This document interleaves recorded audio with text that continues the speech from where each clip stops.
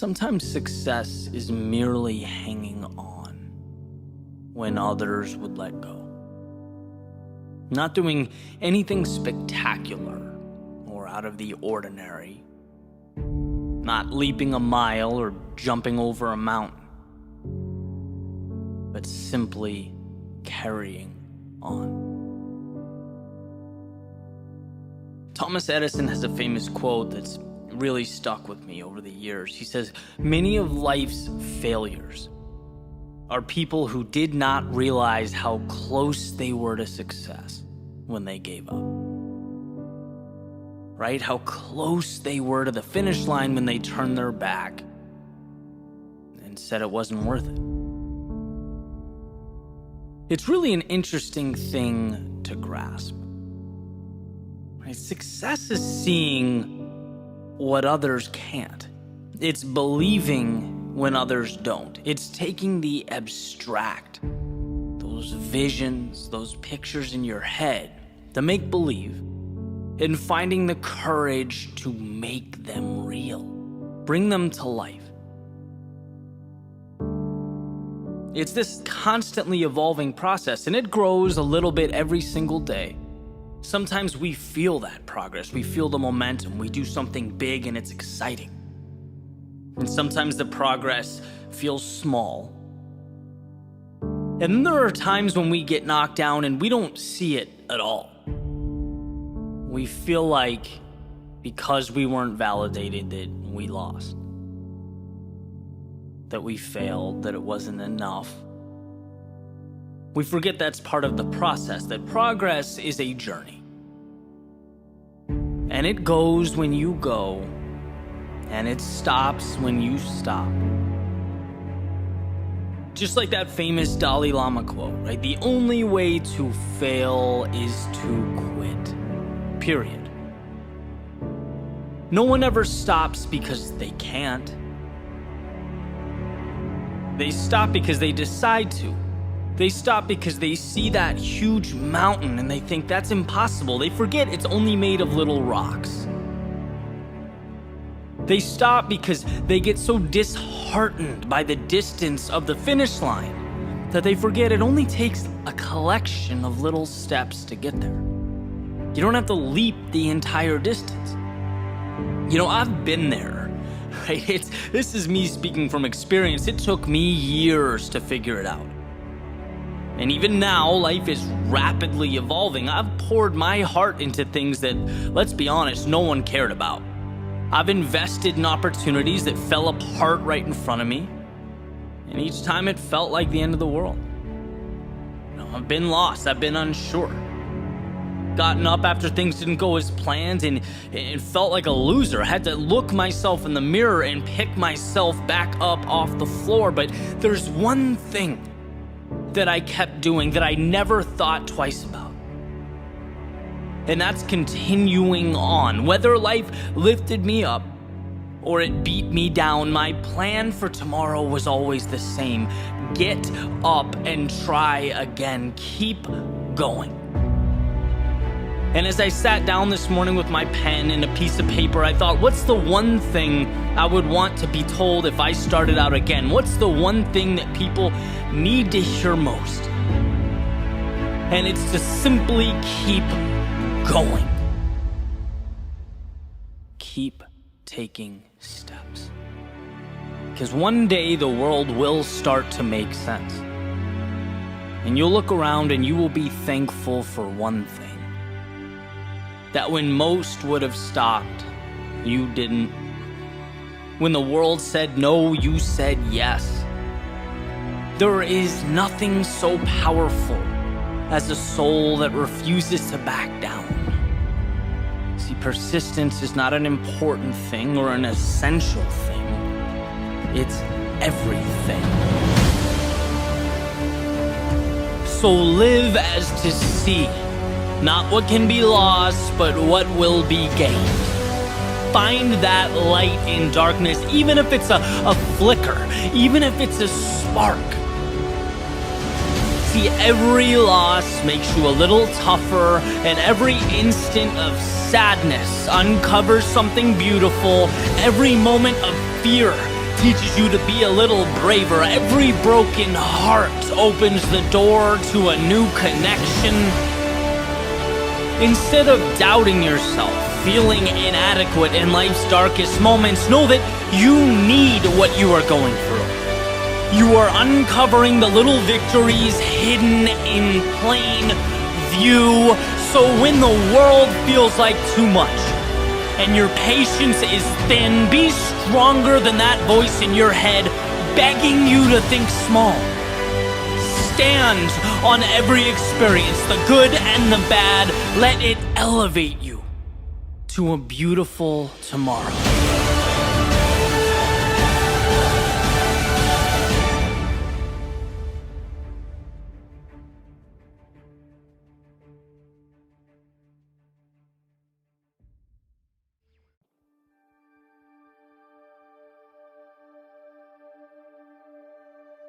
If there's time, then there's time to turn things around.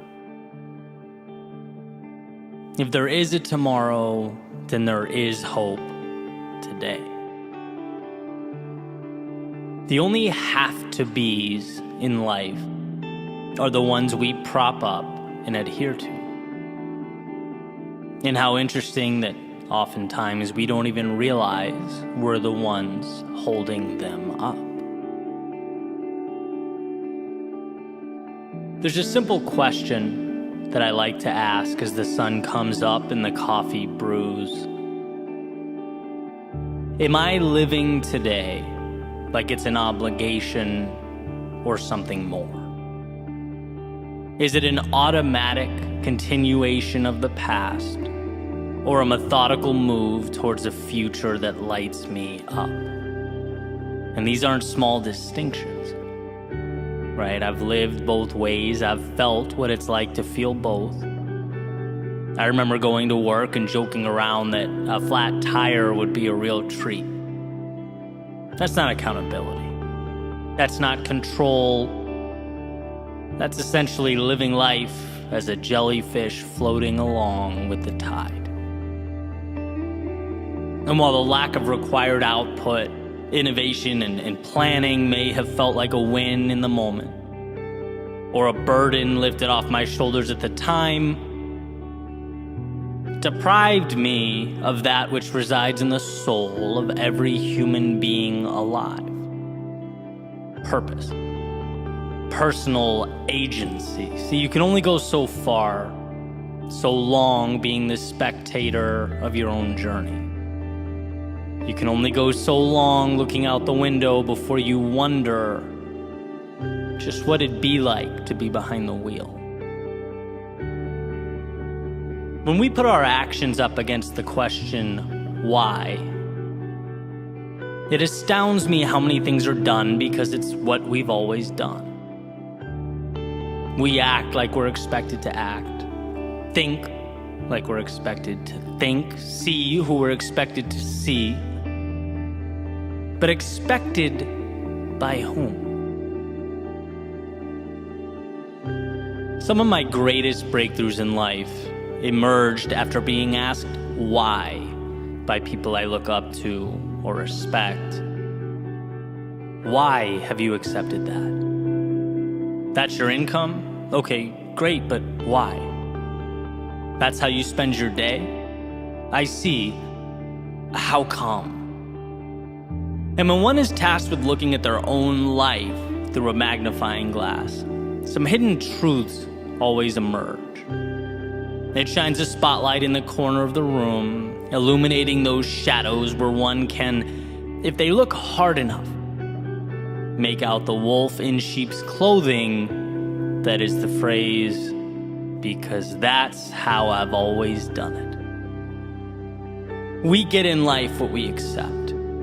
We are what we allow ourselves to be, and if we don't ask ourselves which mountain is worth climbing, which ocean is worth crossing, we simply float with the tides.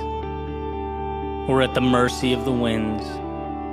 We forfeit the mastery over our own lives that awaits if we're willing to take that wheel and navigate.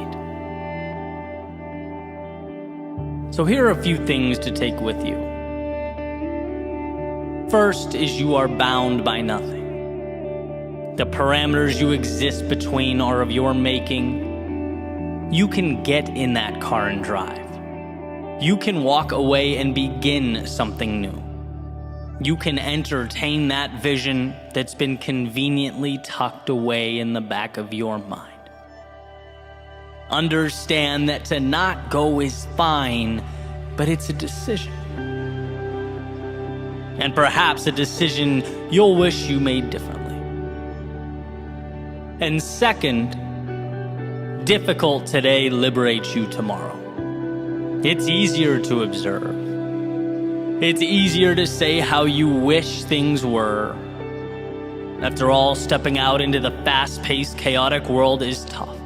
It's scary, it's unpredictable, but it's where you find yourself and the path that's calling your name. It's beyond the pins and needles, emerging as one jumps into the cold water, that they're able to find that evolution. If there's time, then there's time to turn things around. If there is a tomorrow, then there is hope today.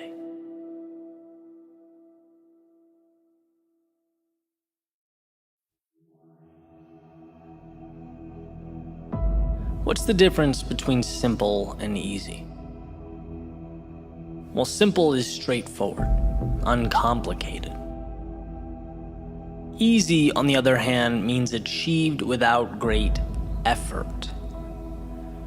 The difference between those two words is subtle, but essential to understand. One deals with the complexity of an outcome. The other, your will and determination to achieve that outcome.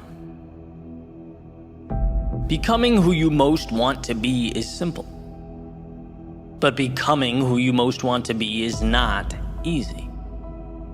Just like walking is simple, yet hiking up a mountain is not easy. The procedure didn't change, the context did. So let's talk about context. Let's talk about this cyclical nature of growth, because it's not that most people can't. It's that most people won't. It's not that most people don't get how. It's that they don't have a strong enough why. The path is laid out before you. You just have to be willing to walk down it. Will you? Step 1, realize there's more out there. It's not that what you're doing now isn't amazing. It's just that yesterday's act of courage is now today's status quo. What was the spectacular is now the mundane. What was once the ceiling you had to jump to touch is now the floor you walk on. So at the very least, it prompts you to ask, well, what's next? Simple. Not easy. Step 2, the acquisition of courage. Yesterday's courage was a fight. It took a lot out of you, and it's ultimately what got you here. But it dropped you at the curb, it waved goodbye and went on its merry way, and here you are. You can stay here. A lot of people do. You can reminisce of the glory days, the old path, yesterday's triumphs. Or you can do that perpetually uncomfortable exercise of vulnerability. Stepping into tomorrow's unknown, reminding yourself that life's greatest rewards have a hefty price tag, and that price is discomfort. But I've already played this game, one might think. No, what you did was learn the rules. Now it's time to apply them to a new setting, and around goes the merry-go-round. It might seem like a replication from the horizontal, but here's the secret. You can't see the vertical. You have yet to look down and see your ascent, see what you're becoming. Just by staying on, holding tight, just by believing in yourself enough to begin again, you are fanning those tiny flames of courage in your soul that wait to be spread like a wildfire. Simple, but not easy. Step 3, mistakes. Now, of course, it's not the mistakes themselves you fear. It's what you think those mistakes will mean. Ridicule, embarrassment, lack of direction or identity, losing what you have. But here's the catch. When you realize the upside is greater than the downside, you liberate yourself. When you realize there's more to gain than to lose, your potential for greatness is born. How does one act on this? Mistakes. By making mistakes. By injecting yourself into the turbulence of progress. Our biology has not yet learned that the uncomfortable thing is the right thing, and that's why you get resistance. That's why it hurts. And it's why few people will accomplish what you will. When it comes to your climb, every day is opposite day. When they run out, you're running in. When they play safe, you play for the victory. To become who you might be, you must learn how to get there. Mistakes are your curriculum. Simple, but not easy. Step 4, trust yourself. Okay, sure, no problem, easy. Well, yeah, it's easy when you're getting what you want. But evolution takes time, and there's nothing quite like giving and giving and giving and not getting. There's nothing quite like stepping up to the plate again and again and again and bringing no runners home. So how does one find the strength to continue walking up to the batter's box? Well, growth is exponential, and those swings and misses matter. The infield singles matter. Everything matters. Because it's all chiseling your future self out of stone. Nothing is dependent on the next at-bat as much as all at-bats in the aggregate. That's why success is so often considered to be sheer will, dependent not on the home run, but on the discipline, the self-belief to keep walking up to the plate. Repetition and adjustment. Repetition and adjustment. Repeat and refine, repeat, refine. Those are the materials from which all things are made. Simple, but not easy. And then we have the finale, the ending, step 5. Celebrate and adjust. At some point, you'll be able to look over your shoulder and notice something that perhaps you hadn't before. Space. Space between where you are and where you started. It's not sudden, but gradual. And undoubtedly, with enough persistence, it will emerge. These moments, they are precious. They are times to acknowledge what you've accomplished, the sacrifices you have made. They are life's way of reminding you what you are building and who you are becoming. It's a time of celebration. Every little win means something. Every small victory matters, so relish in it. And then transform it.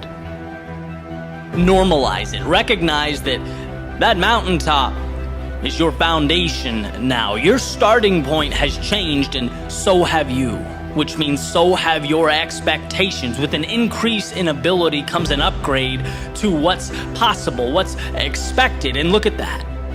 We have arrived at a new step 1. Realize there is more.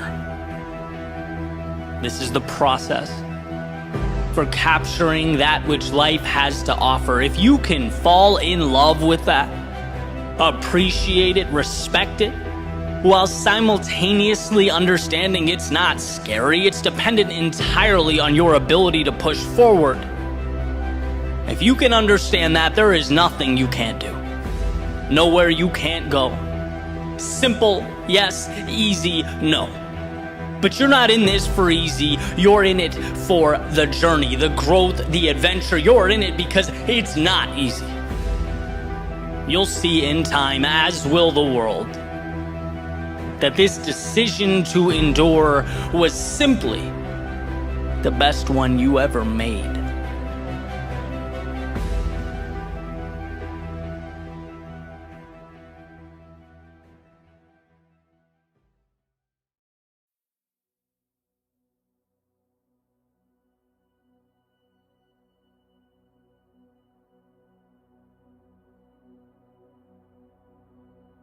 The other day I woke up with a plan. 3 things I had to do.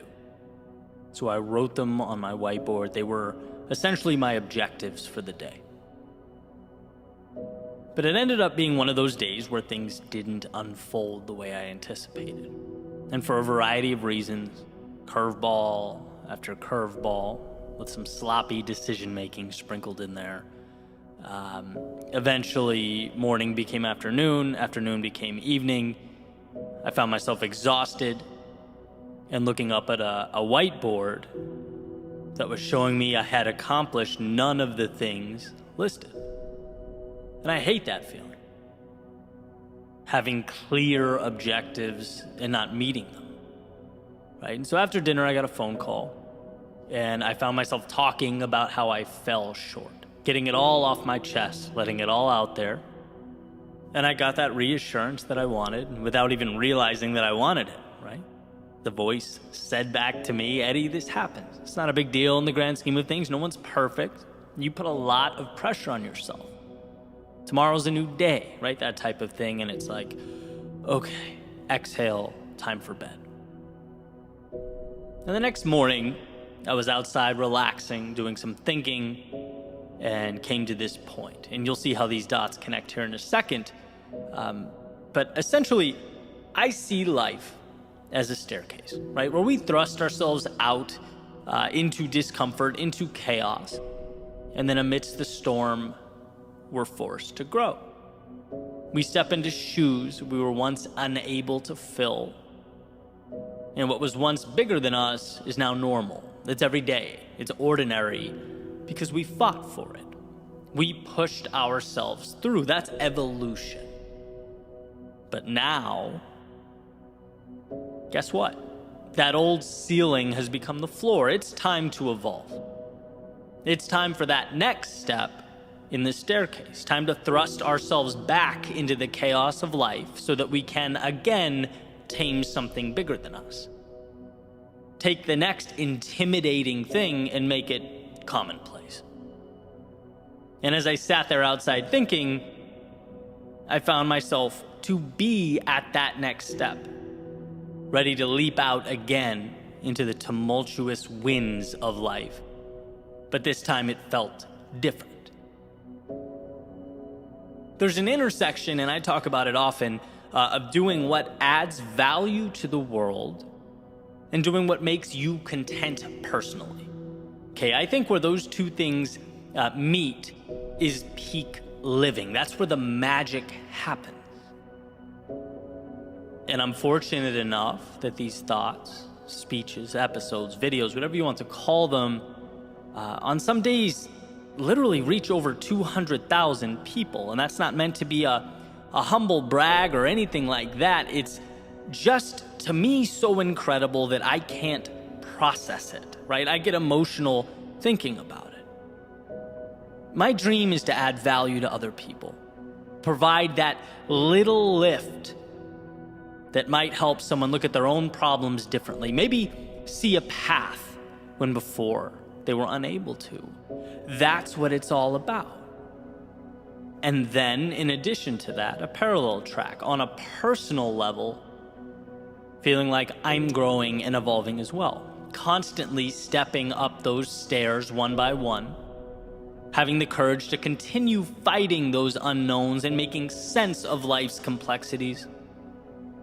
That's why so many of you are on this journey with me. And so as I looked up at that next step, and it felt bigger than it ever had before, I knew the task needed to be bigger than it's ever been, which would require of me one of the biggest changes I've ever made, and that scared me to death, knowing that in order for something to be born, something must die, something must be left behind. I'd been stepping forward for years, and thank God for that, but now it was time for a leap. And so back to that whiteboard I mentioned earlier. If you hang in with me long enough, I usually come full circle. Right, back to the list of goals I missed, the bad day. Why am I so fixated on that? Well, it has nothing to do with the day itself. Everyone swings and misses from time to time. It has nothing to do with those 3 goals. Everyone falls short here and there. That's part of life. It's about the person I want to be as I endure those turbulent times. It's about the strength to handle my own chaos and battles differently. Before you can lead others, you need to lead yourself. And that means being vulnerable. It means being honest. It means looking in the mirror and asking yourself the tough questions. It means being stronger than I've ever been. There will be times that require of me that I push forward without having to hear from my parents or girlfriend or buddies that everything's all right.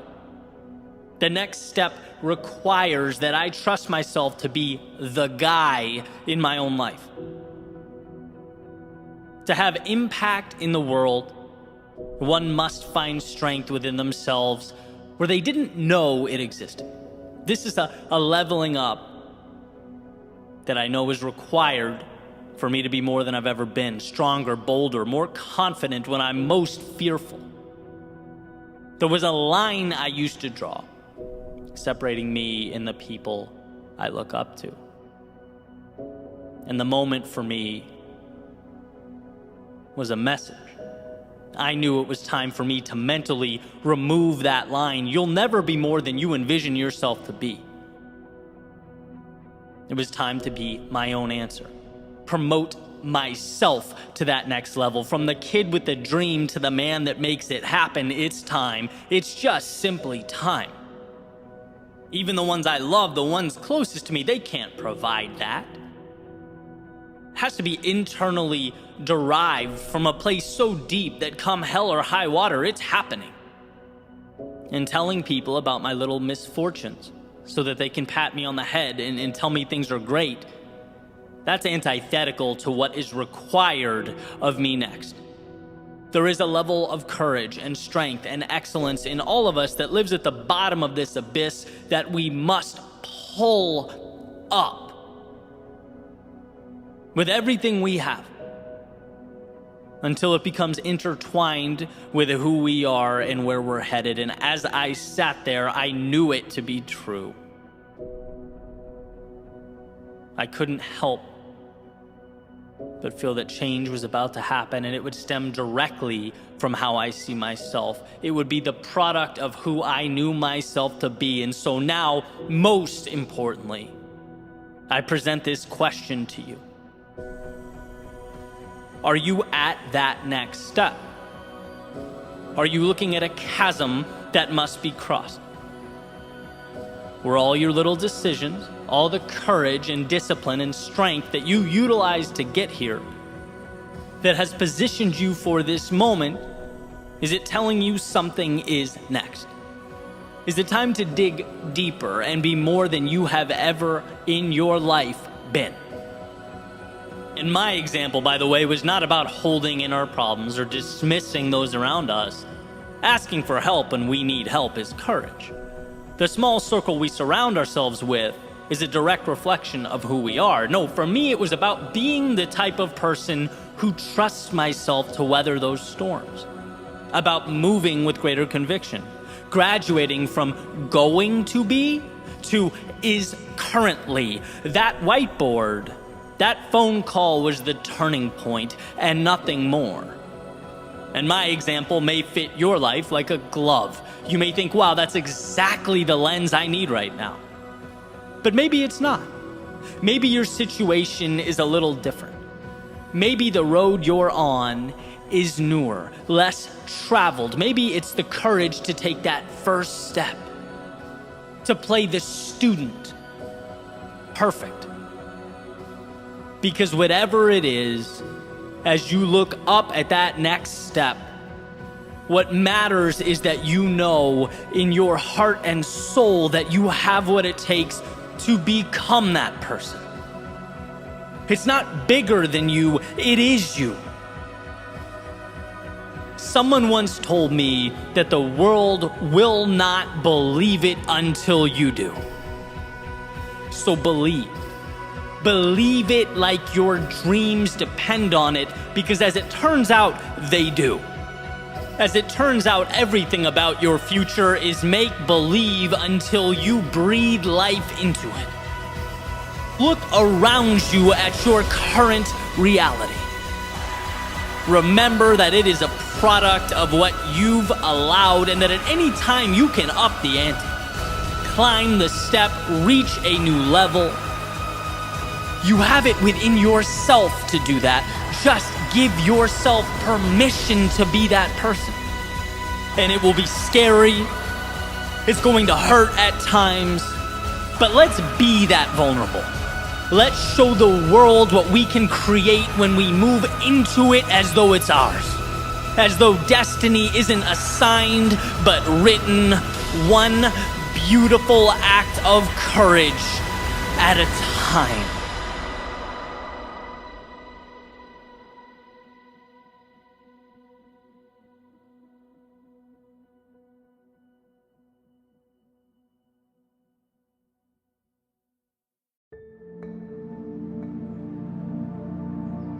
Can life change in a day? Well, what if we made today a day of action, of being decisive, of promising ourselves that our goal or objective is to make a single move, however small? What if today action is king? And we live by the notion that whether the result of our courage is good or bad, whether it's the result we hoped for or the one that we didn't, at least now we have something to work off of.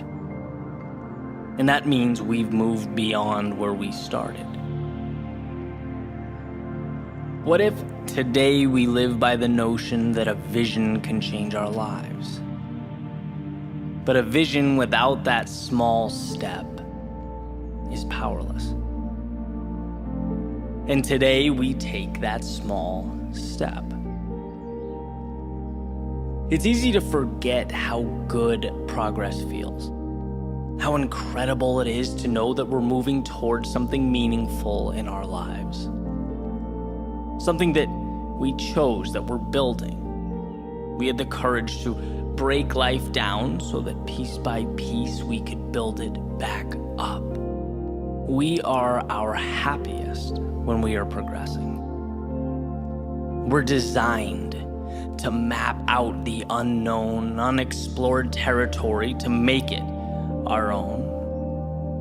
We're not just flesh and bone, but travelers with godlike capability of seeing that which is not yet there.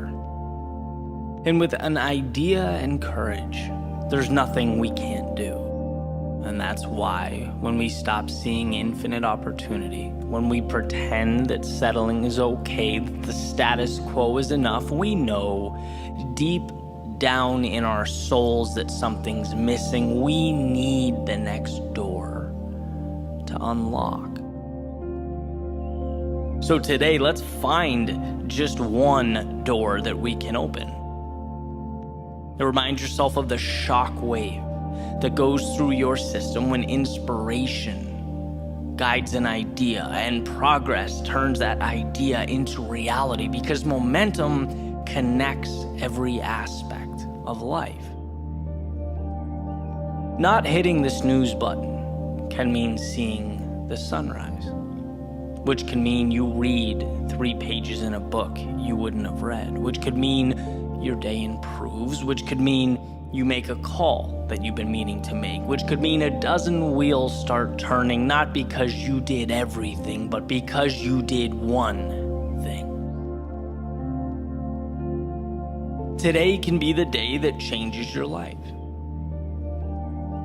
And you don't even need the miraculous to make that happen. You just need to push back against the normalcy of your everyday. Create little microcosms of chaos that you can tame, you can understand, make your own, and then stack on top of each other. today, treat that little voice of uneasiness or nervousness in your stomach as assurance that the path before you is the right one. Remember that almost all decisions are reversible, but that a decision at least puts you somewhere, right or wrong. It moves you along and shows you more of life, the things, the people, the places you've never seen before. And the only bad decision is no decision. Some folks never move towards meaning, towards the things that they want in, well, their entire lifetime, because they didn't realize it wasn't an earthquake they needed to shake the old world at its foundation. They needed to make one decision. One decision that might be wrong, but at the very least would reassure them that wrong decisions aren't fatal. A decision allows you to remap a new reality and take another step and another and another. You can change your life today by picking your arena and simply stepping into it. You don't need to be the best or the greatest or the most innovative. No, that's for another day. Today, if you want to change your life, open the door and step in. You'll be amazed at what transpires.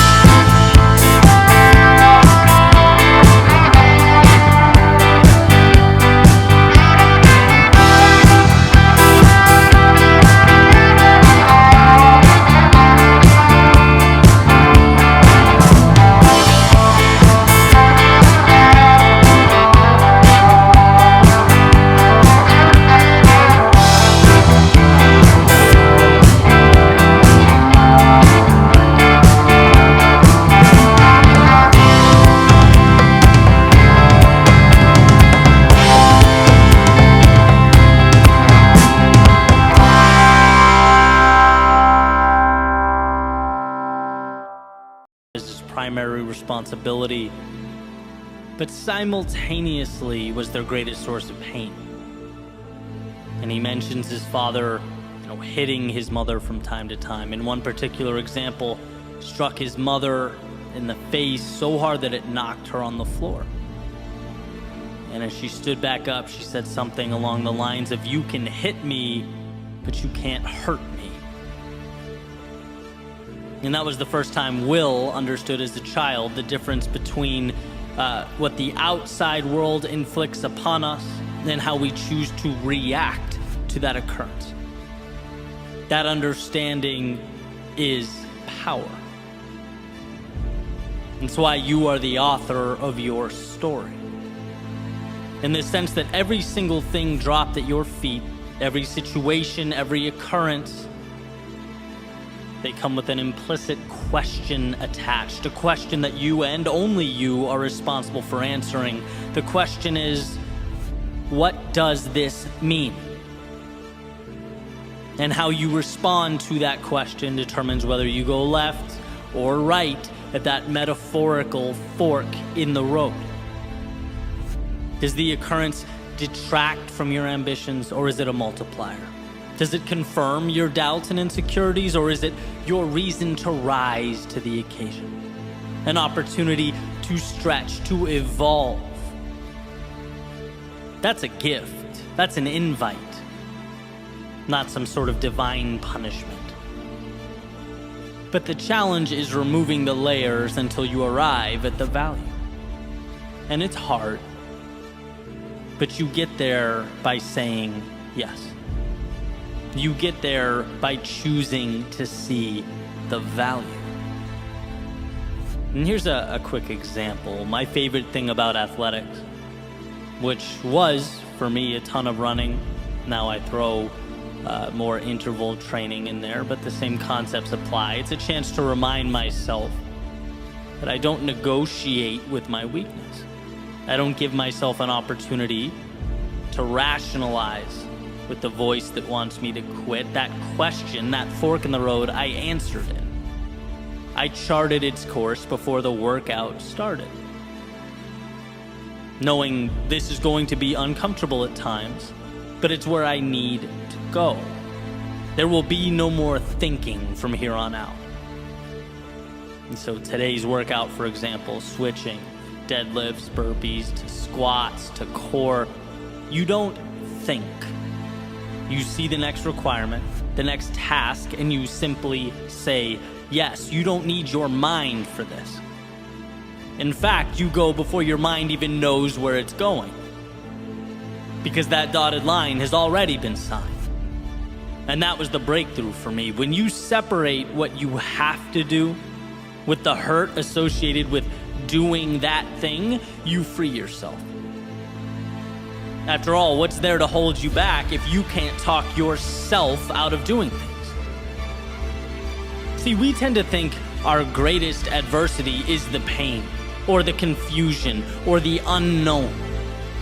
But it's like, no, those are the byproducts of doing anything of significance. The adversary is the voice that begs you to slow down because of those things. And if you can figure out in your own life how to create space between the two, how to separate the task and the discomfort often brought about by the task, there's nothing that will ever be able to slow you down. And look, I'm not saying that you walk around without ever utilizing the power of that brilliant mind you possess. One's ability to think is everything. But what I am saying is there is a time to shut it off. There is a time in which, to avoid overthinking, we simplify. Action, reaction. One more mile, okay, end of story. 1 minute of jump squats next, roger that, period. It's taking the emotion out of the process, refusing to leave the door cracked for the inner dialogue that says, hey, maybe you don't do this. Maybe you slow down. Are you sure you can handle what's next? No, all of that is tuned out. It's assignment, go. Next, go. Next, go. You know this is the right thing. You did your thinking before grabbing the sword, shield, and stepping into the arena. Now guess what? It's instinct. It's doing what has to be done. And what has to be done hurts. And look, you didn't have to accept that. You didn't have to step in.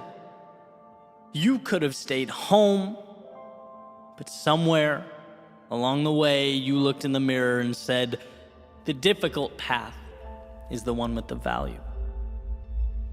And now here you are, face to face with hungry lions, clashing swords with your adversaries. There's no turning back now. Now is when you parse out pain from the objective. The pain is now part of the audience. It's not with you or in you, it's watching from above as you do what you came here to do. So yes, those swords clash, but the eyes remain focused on what's ahead.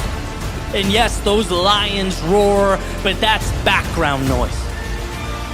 When you simplify your world into objective and action, objective, action, objective, action, there is time for nothing but forward progress. And sometimes that is all that is required of us. In the face of adversity, in the face of pain, self-doubt, in the face of discomfort, can you break your world down into nothing but one single step forward?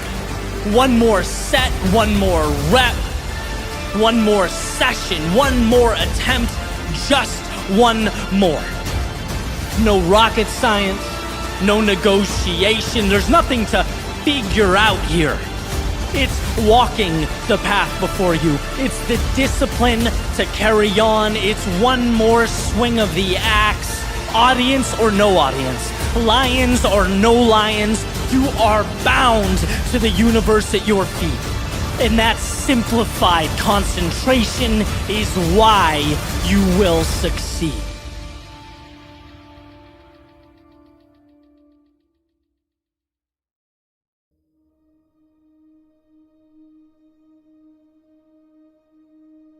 The road to this moment wasn't an easy one. There were times where you thought you knew, but simply didn't. There were plans made that drastically differed from the ones fate had prepared. There were days that made you question yourself, your beliefs, that made you ask, what is my purpose?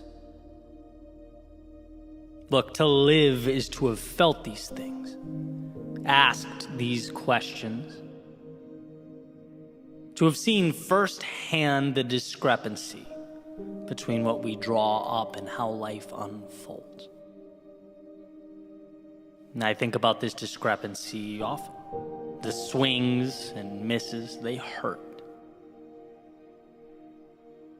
You know, that quick shiver you feel down your spine when thinking about the wrong turns made. The tugging at your heartstrings when reflecting back on things said, or perhaps worse, left unsaid. It's easy to get lost in that feedback loop, letting the past dictate the present, letting yesterday define today. But here's what I've come to see as the truth. To experience the things that make life beautiful, we have to be vulnerable in a way we otherwise wouldn't. Open ourselves up to an unknown that, we could have skipped altogether if we really wanted to. All that pain, all that hurt the past provided could very easily be the reason you shut down, the reason you play small.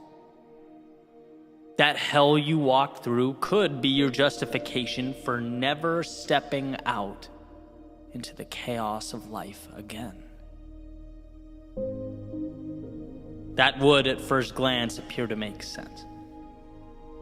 Seem ideal, even. But that pain could also be the reason you look around you and say, after all that, after experiencing everything life threw at me, I'm still here. And as I stand here now, I'm looking out at an array of possibility that is infinite. I'm equipped with an understanding and a worldview that was once foreign to me. I'm armed with a perspective that has changed my life for the better. By stepping out into the often dangerous, brutal, unforgiving world, I have elevated myself. And that has made all the difference. And while it may feel intuitive to run from a reiteration of yesterday's pain, it's wisdom that urges us to instead use that pain as a multiplier. The key to something more, something miraculous.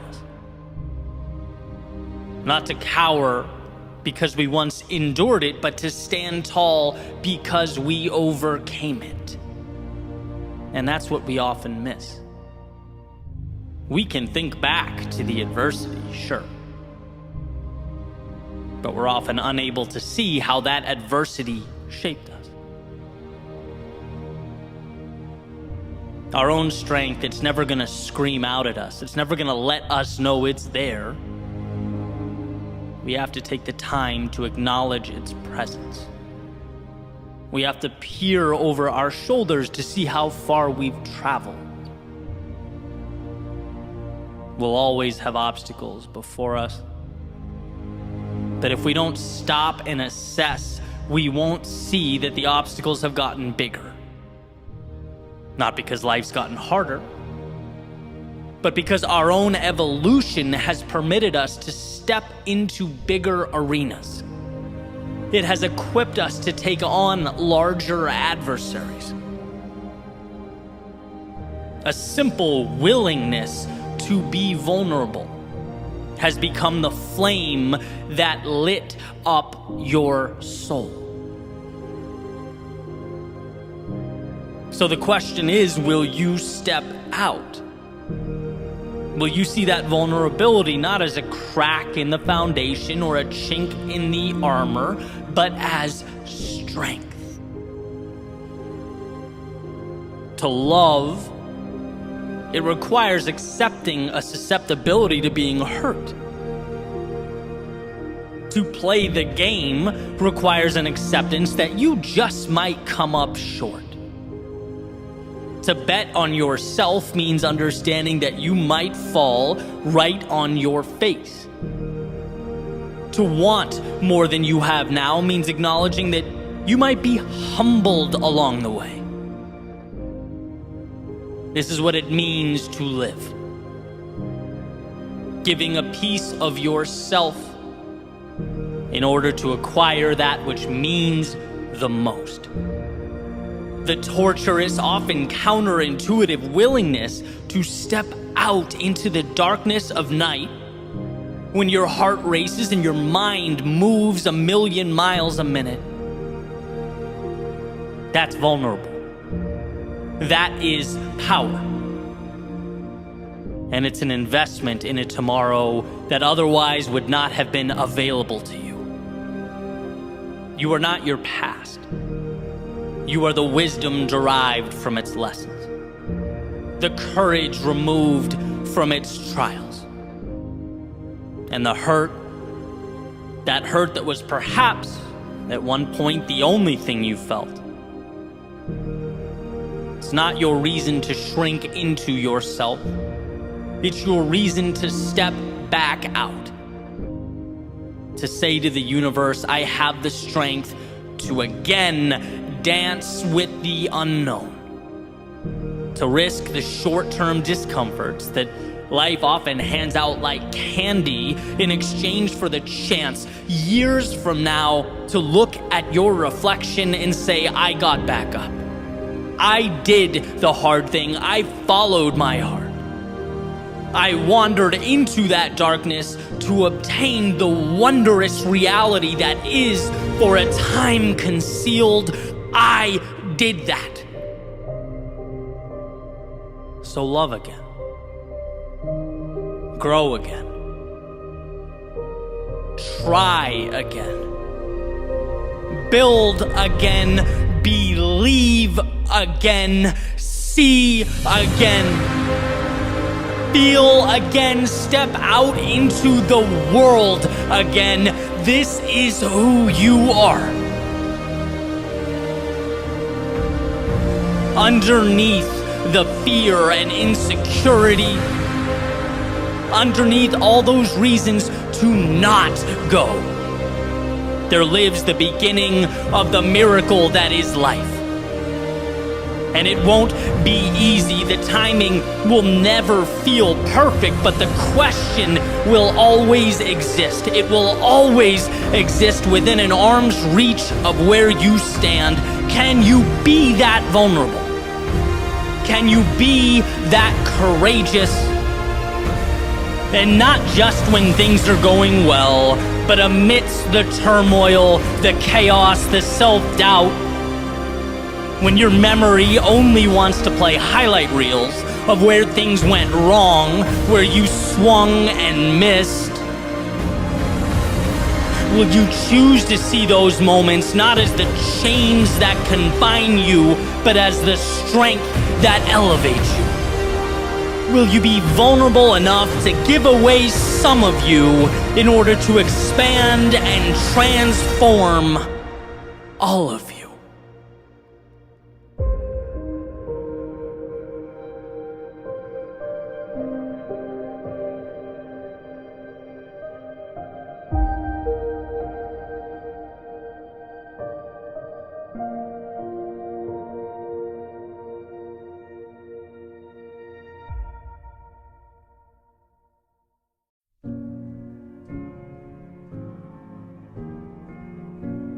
When our backs are against the wall, we're forced to become more. When the clock is ticking, we are tasked with finding answers that hide among us. It's in the darkness we find light, and while lost, we find ourselves. The paradox of life is that from our pain comes our purpose, our evolution, and our greatness. I love thinking back to about 2014, making my way around Boston, having just quit my job, essentially purposeless, clinging to a YouTube channel and a podcast idea that I would name Your World Within. And why? Why do I think back? Why does this mean everything to me? Well, because at the time, I knew nothing. I understood nothing. Nothing about speaking or media, audio, video, nothing about running a business. But more importantly, I knew very little about life and what's truly required to progress in a world with infinite moving parts. I didn't know that my lack of understanding is what made everything feel overwhelming and complex, and that it was up to me to simplify. I didn't know the extent to which I'd have to befriend failure. And that was the most eye-opening realization. Because when you gravitate towards a risk-free existence and you box yourself in, as I had for so long, of course you don't get the upside, but you also don't fail as dramatically either. You know, life was a simple game of cause and effect. Do work, get result, not much room for more than that. And so stepping outside that box in the way that I did changed some rules. I learned some things. First, you can spend time on something, you can exhaust energy on something, and get nothing in the short term for your efforts. And I mean nothing. Unless you count getting your pride stomped on. Unless you count your friends disappearing when you need them most. Unless you count self-doubt and a constant worry about not amounting to anything. I mean, these are very raw, very real human emotions. They tend to arise when we start something new, but in them is also the power. This is where the light bulb turns on and the path emerges. It's where I learned that we only get what we want when we endure what we don't. And what a foreign concept when you think about it, right? It's like, Eddie, take this mic, go stand in front of this audience and pour your heart out. Your knees are shaking, chest is pounding, but dude, trust me, it'll be good for you. And funny enough, it was. It was because the fear in my stomach became the indicator that something new, something exciting, something more was around the corner. Like Pavlov's dog hearing that bell, Anytime the fear kicked in, I could feel myself getting closer to something meaningful, to a higher version of myself. The pain is an invite. The sheer terror, and let's face it, that's what it feels like sometimes, it's an upgrade. Disguised as the monster that you think you should be running from, when it is, as I recently mentioned, the adversary you should befriend. We have to change our relationship with discomfort, because our initial understanding, the one that comes stock in our minds, is never sufficient to build anything of significance. Its default setting is to preserve the now, not expand it. And so just like those stock speakers that came in my 1999 Ford F-150 when I was in my early 20s, let's rip it out. Let's customize. Let's upgrade the quality of the sound we hear and the things we say to ourselves. What an advantage it is to know that the hard things are what make us level up. To find that awareness. What a blessing that when life's difficulty startles and scatters the masses, you could be the one that remains, standing tall, seeking out the advantage amidst the commotion. Every little act of courage becomes more and more meaningful, powerful. But we must lose ourselves to find ourselves. We must embrace our fears if we are to become courageous. We must fail in order to succeed. And sure, sometimes the price seems steep.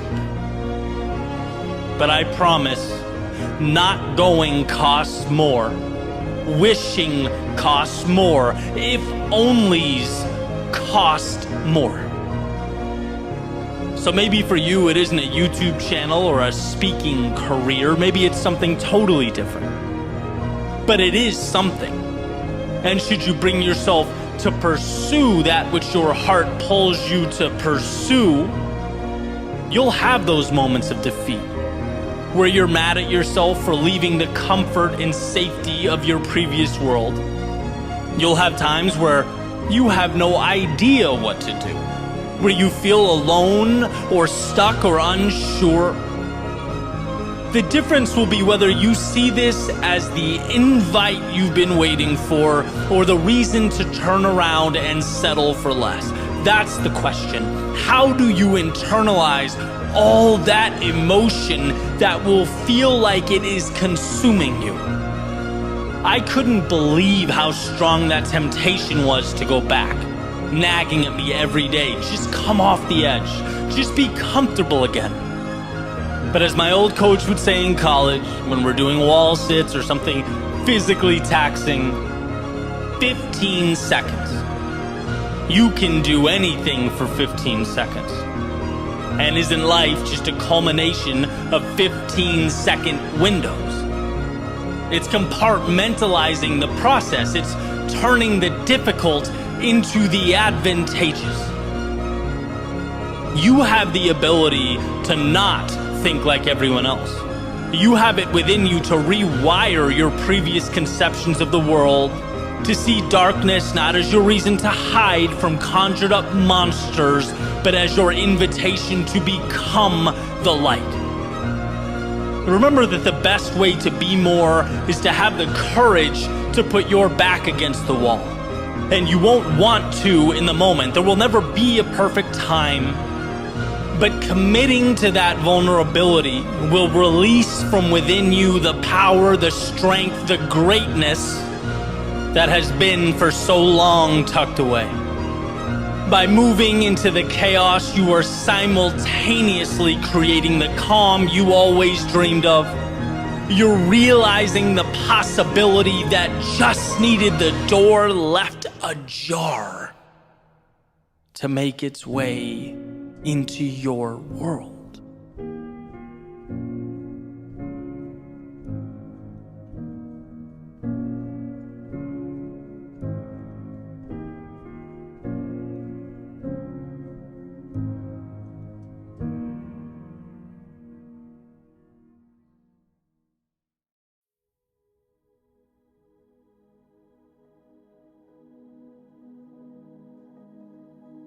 Don't you dare reach for your pocket, I told myself. In fact, take that phone and go put it in another room. Shut your internet off, set your devices to do not disturb, and think. Please, think. You are losing yourself to distraction.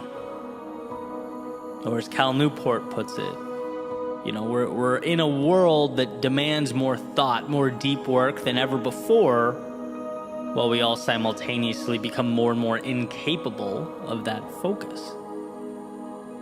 And to me, it feels like more than a chuckle at our outrageous screen time or a self-deprecating joke about how reliant we are on our phones, the dopamine hit.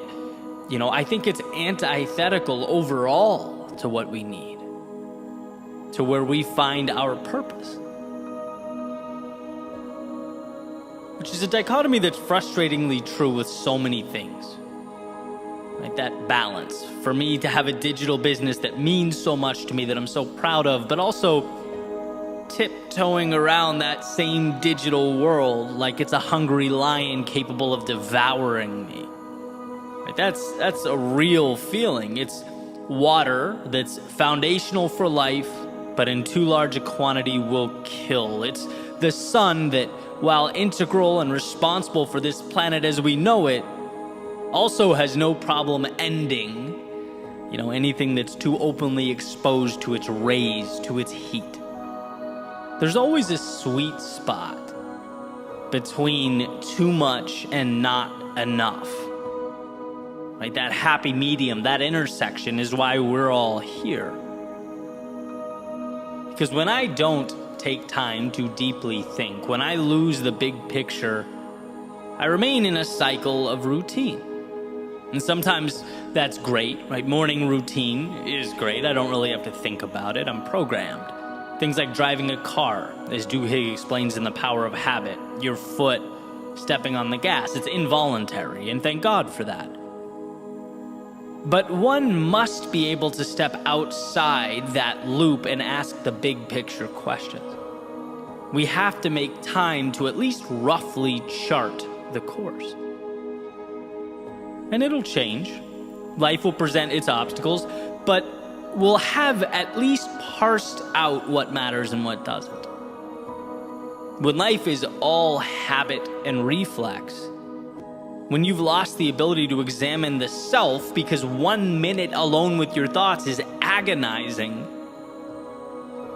well, you won't be able to see past the surface of who you are and what you're capable of. I want to be clear here, this is not me complaining about perhaps the most prosperous society ever to exist. This is me saying, there are some dangers that we way too easily overlook. That when you outsource your thinking, you outsource your future. And it's not hard to fall into that trap. I just referenced the book Deep Work a few minutes ago. I think it's one of the most important books someone can read in this day and age. Cal Newport talking about separating ourselves from distraction. I remember the day I first listened to that book, I was sick, so I wasn't on my usual run. I was walking, and because of that, I felt this urge to, as the book was playing, to reach into my pocket and check for notifications.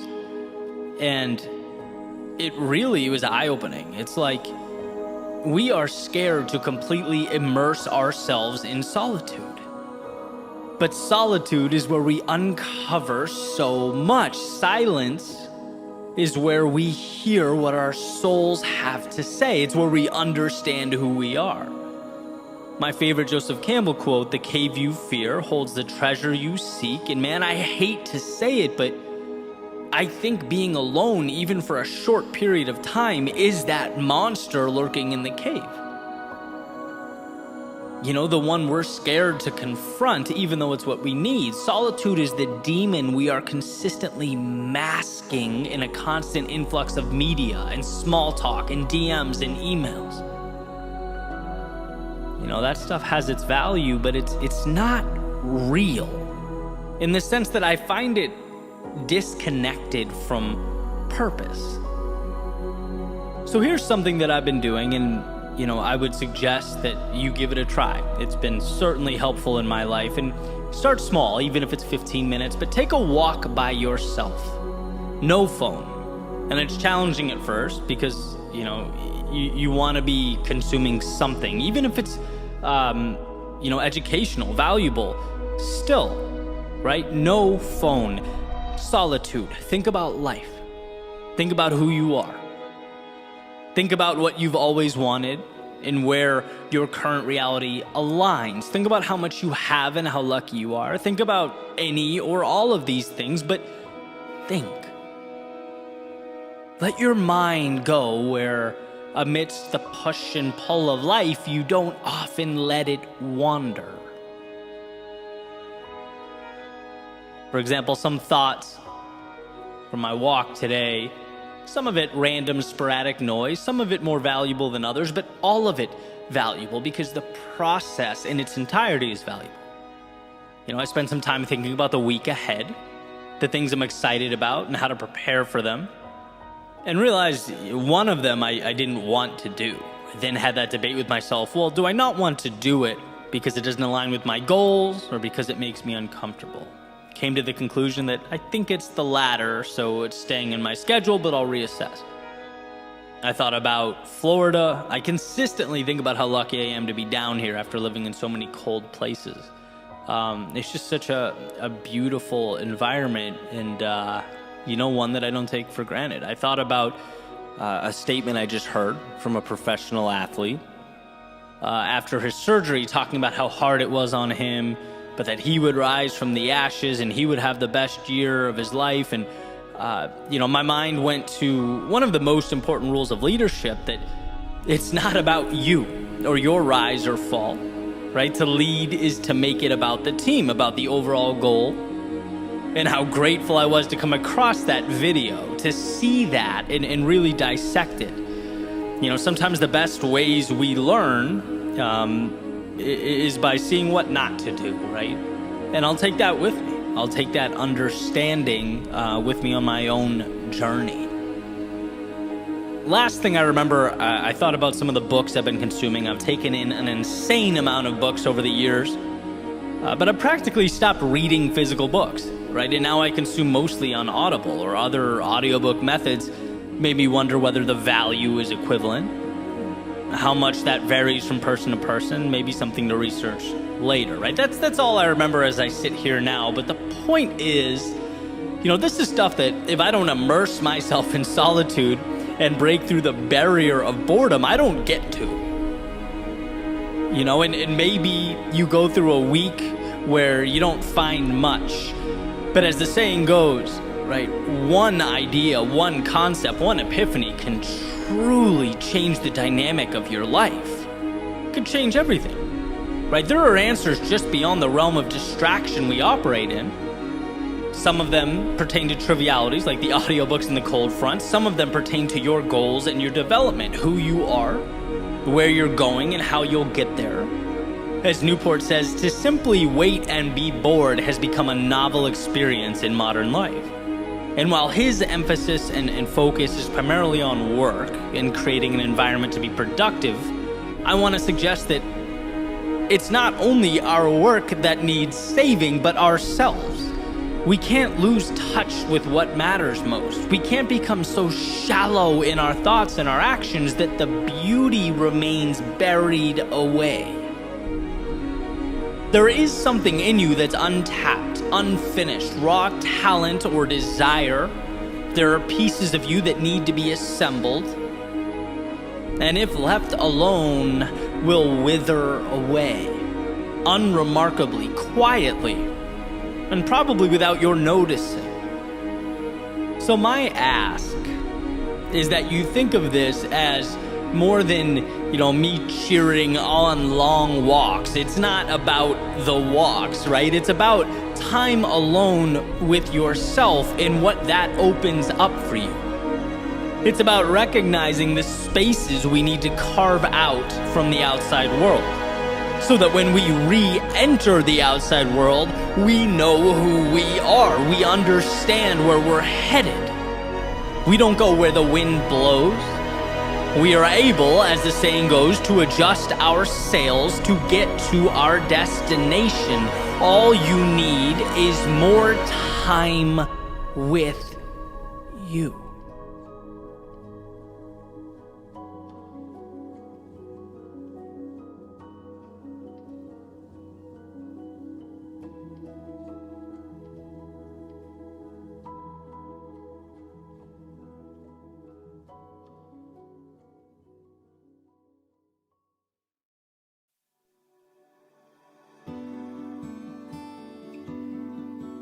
There's a quote from Naval Ravikant. He says, "The closer you are to the truth, the more silent you become inside." Found that interesting.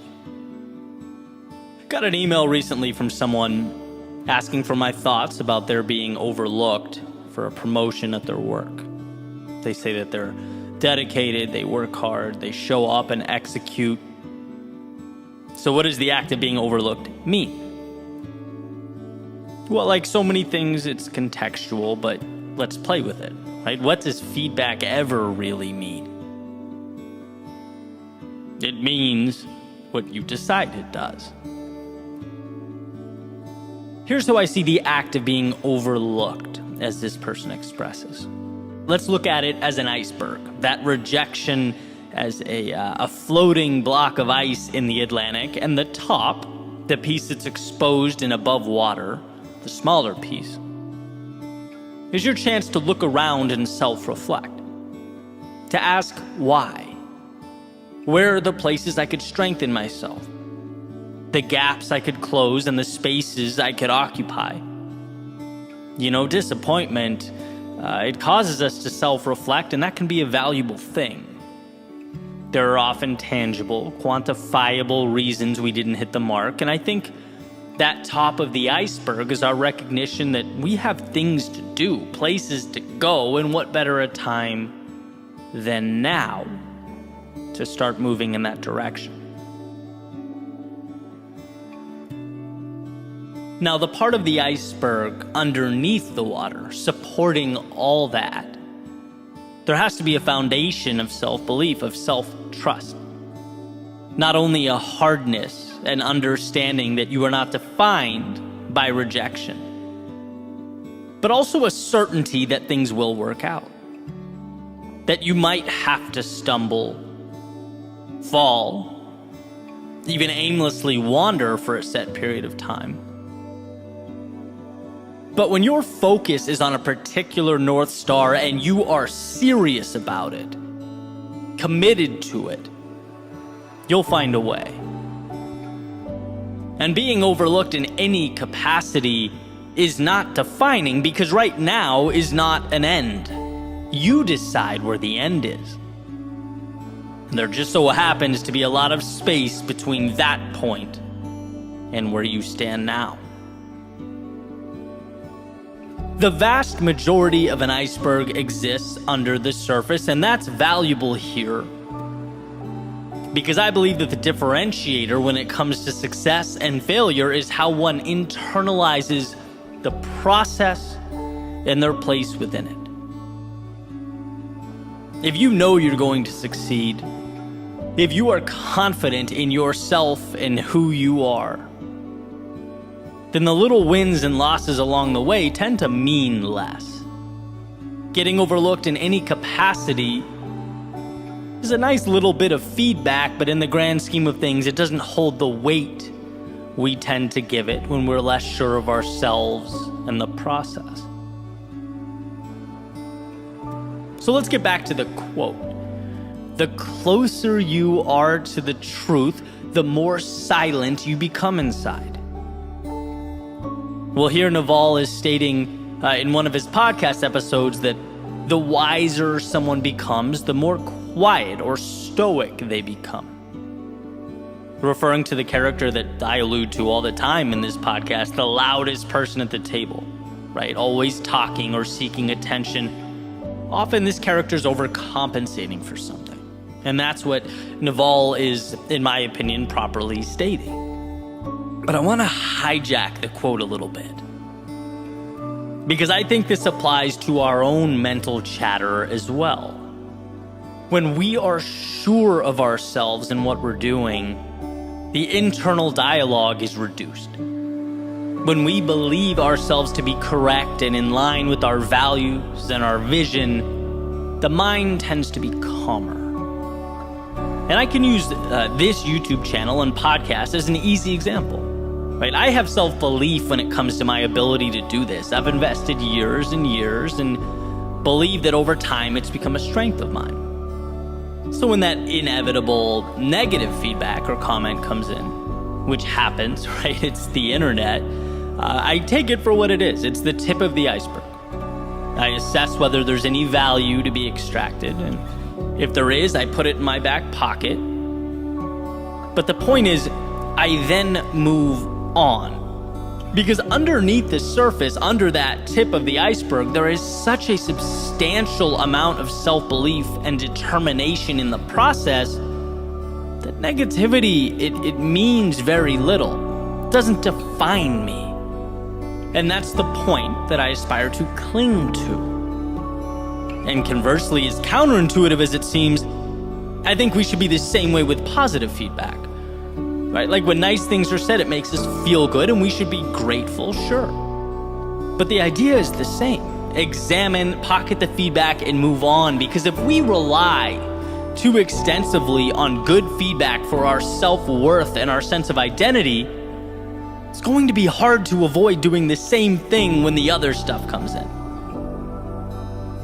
It's about having a vision and trusting yourself, right? This is not you versus the world. This is you versus you, and we can't forget that.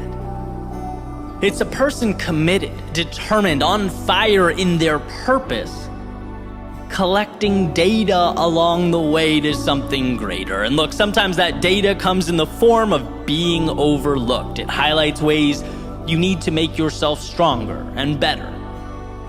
But sometimes it validates and recognizes your greatness, the value you're already adding to the world. Either way, you're moving forward because it's who you are. And as long as you tell yourself you're going to win, and those 2 feet underneath you haven't stopped moving, you're putting yourself in position to capitalize on all the opportunity life has to provide. You are going to see the compounding of all those steps you took.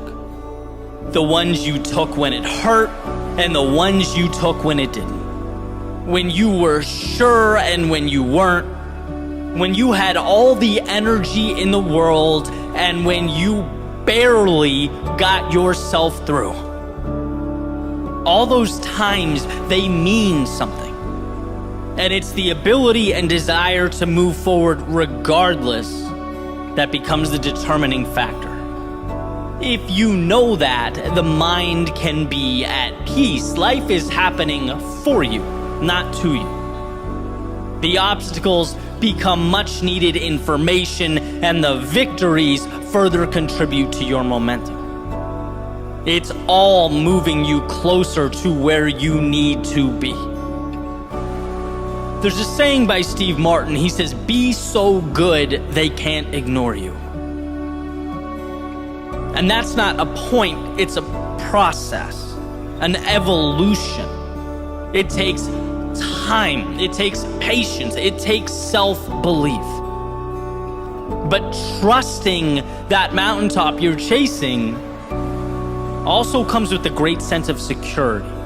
That this epic adventure is yours and yours alone. It comes with discovery, growth, joy, sadness, and everything in between, but it is yours. And if you sign that dotted line, it doesn't matter if you are overlooked in some capacity. No person or external event can take away what you know in your soul to be true.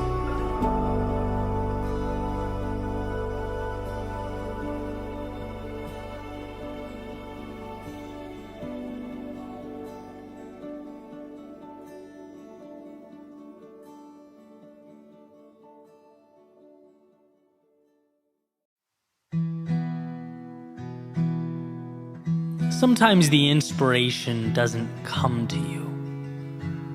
No, sometimes you have to go out and find it. When it hurts the most, when the deck seems stacked against you, when the road to travel seems to be longer than you can endure. These are the times we're tasked not with waiting, but with creating. And those lows, they become highs because they force us to self-assess. To look around and say, I don't want to feel this way anymore. I'm done tolerating X, accepting Y, associating with Z, and so a bridge must be created to something. And your question is simply, what's that something going to look like? Here's what's interesting. Knowing what you don't want is often the beginning. It breathes life into a first step. Maybe you look up and you have no idea what step 2,000 or 3,000 looks like, and that's perfectly okay. You don't need to know exactly where you're headed, exactly what the top of the mountain will look like. What took me forever to figure out is knowing that here isn't right for you, wherever here is enough. Because it is the beginning. The engine that makes it all work. You don't owe explanations. Apologies aren't required of you.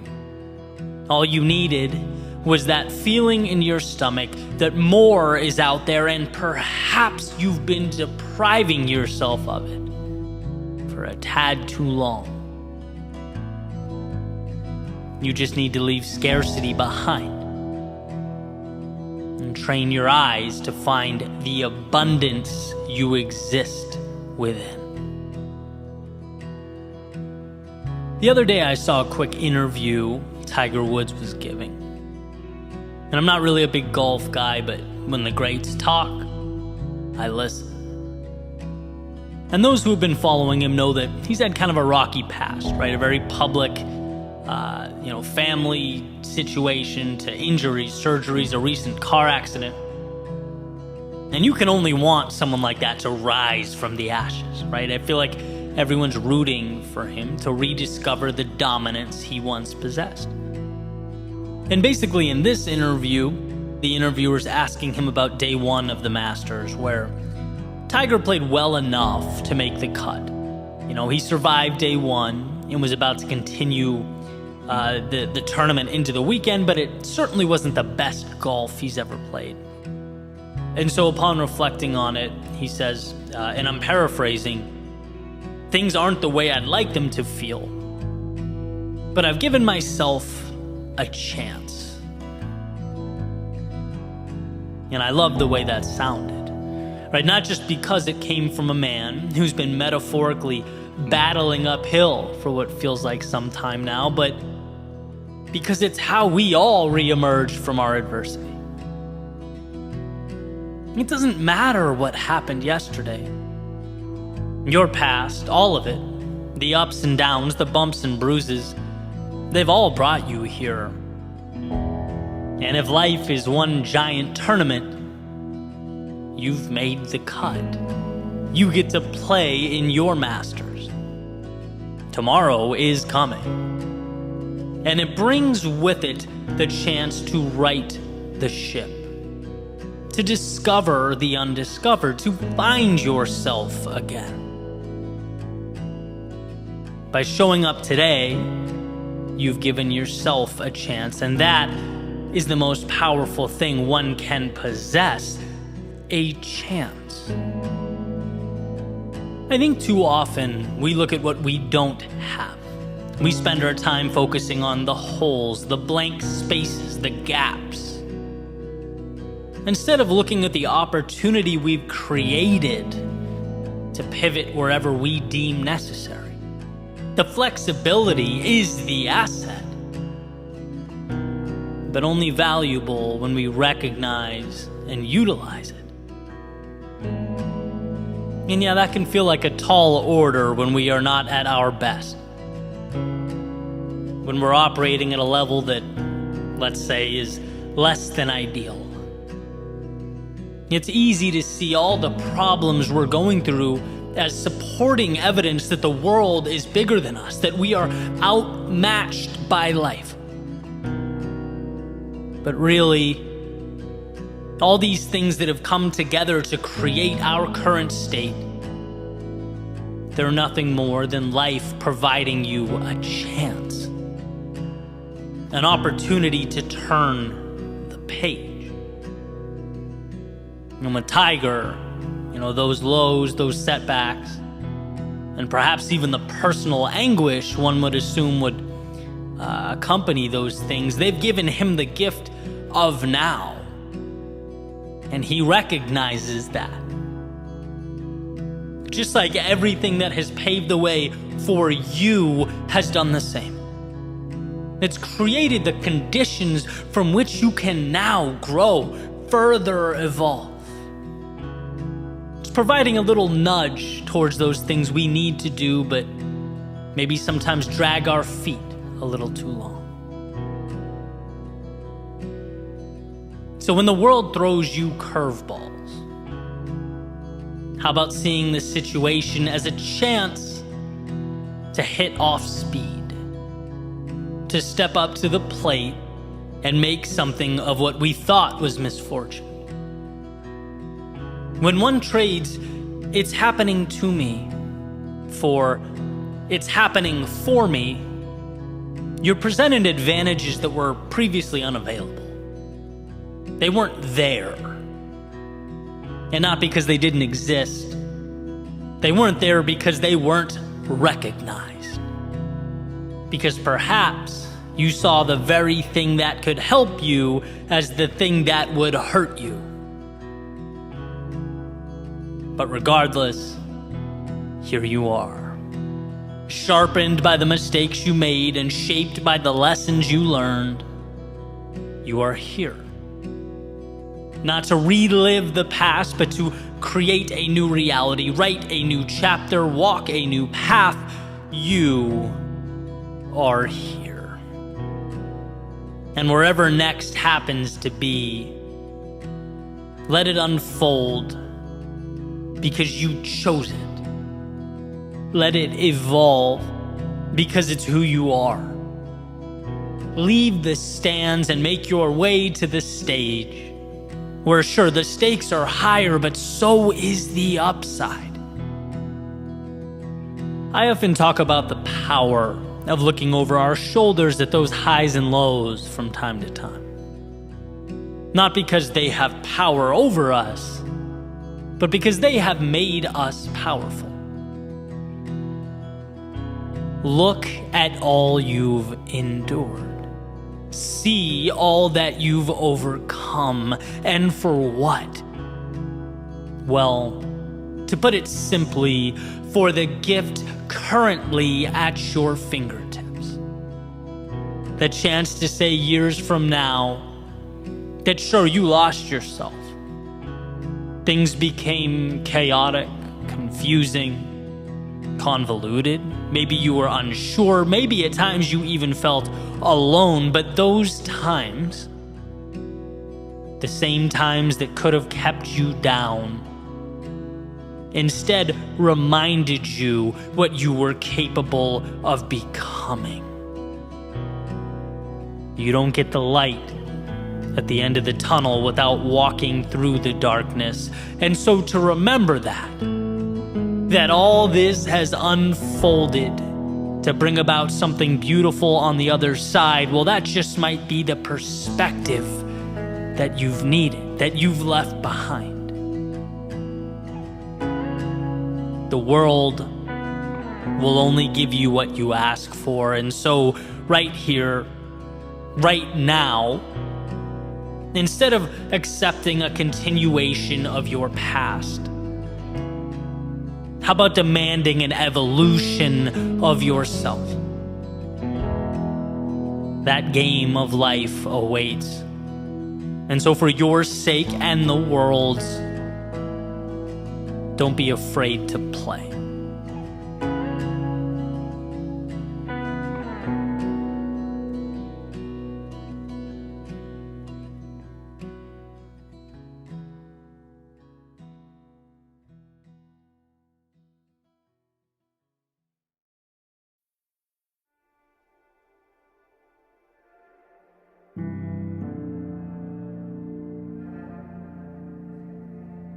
She had a picture framed on the table that said, "Make today amazing." Placed there to remind her just how much of life is a choice. How much we get to decide. It symbolizes that on our worst days, life hands us lessons. And on our best days, the highs of existence. During our low points, currency, and during our high points, the chance to cash it all in. Yeah, make today amazing. Because today's are few and far between. Today's are not an inconvenience, nor an obligation. Today's are what it's all about. Today is the big show. The answers we look for. The destinations we long for. Today is a place of dreams. That is, if you choose to leave room in your world for dreaming. Today is the beginning of wherever next is for you. A chance to see the new and normalize it, to stretch, to reach further out and pull impossible a little closer into your orbit. You can do that. And while one often can't control what they are given, they can control what becomes of what they are given. Like architects and designers engineering what will be and what the malleable world around them will become.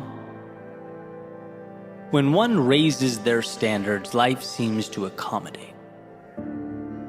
Because believing it means acting the part, means making the changes, means the external world makes room, means your identity is reinforced, and so the cycle goes. By making today amazing, you are making yourself more. Decisions are the beginning of all things. See, very rarely is the tool in and of itself the differentiator. It's the vision that pulls us through. And if you take something arbitrary, say a hammer, there's no way to, based upon its existence, determine what it will mean or what will become of it. A hammer can be an agent of chaos. It can smash and shatter and destroy. It can be the thing used to tear down. Or it can be what builds. It can connect.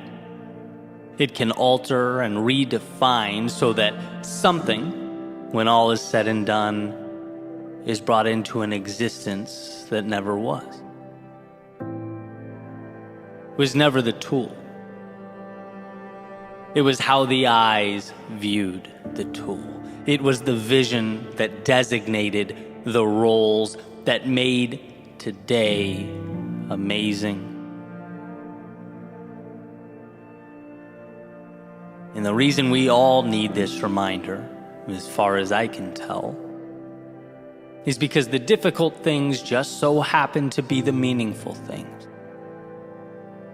Because we are fighting not against some little rule or idea we picked up along the way. We are fighting against our DNA, against thousands and thousands of years of evolution.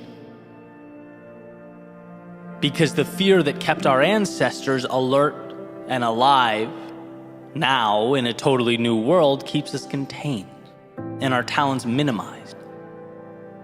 The approval of others that kept us safe and secure as we once traveled the landscape in small groups, hunting and gathering, well, now it keeps us needlessly looking over our shoulders and craving acceptance.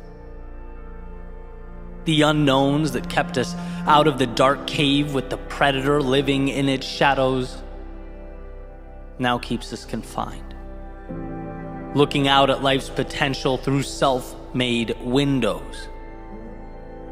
We need to be reminded to make today amazing, because those things are quite the adversaries. Because our default is to just let the ship sail. Our default is to simply survive.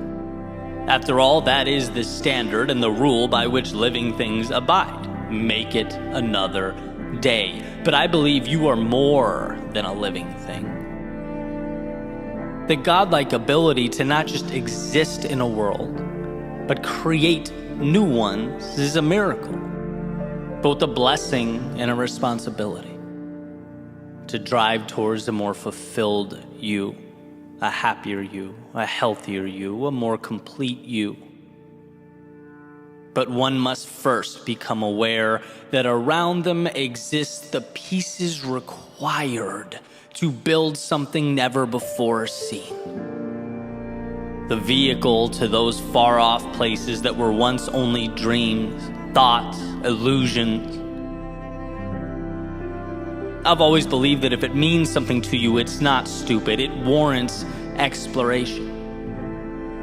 For even if the thought doesn't end up being all it was cracked up to be, even if it's not the destination, but only a stop along the way, it still pushes you to the next thing, and the next thing, and the next thing. It still moves you forward in this beautiful game of life. So decide. Decide to make today amazing. Choose to make it better. Let the obstacles lift you up and the momentum carry you towards something meaningful. When others stop and find reasons to doubt themselves, how about you find the small win buried, tucked away underneath it all? The little key that may do nothing more than get you through that next door. After all, sometimes that's what life's about. Picking up your head when it's most difficult and finding the next door to walk through. And the magic is knowing you can always do that. Because there always exists both the doorway and the key, but we must be willing to find it. That's the obvious thing about those doors. The right ones will open, but they require we find the strength to approach them. They require that we seek out amazing. And so with this in mind, what is the next chapter like for you? Are you currently enduring one of life's winters? Are you navigating those inevitable valleys of despair, in which the value is in finding that single ray of light amidst the storm? Looking within yourself for the courage to take one more step forward, and another, are you seeking out that spark that will reignite the fire in you? Because it's there, so long as you choose to make today amazing. Maybe you've climbed yourself out.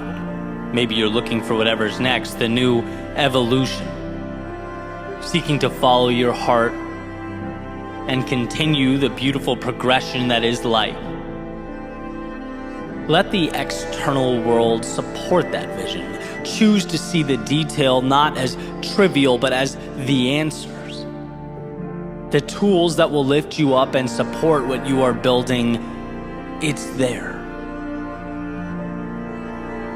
She had a picture framed on the table that said, "Make today amazing." Placed there to remind her how much of life is a choice. Because in a world of options, what a gift to choose the journey of a lifetime. What a ride that awaits, so long as you decide to step in.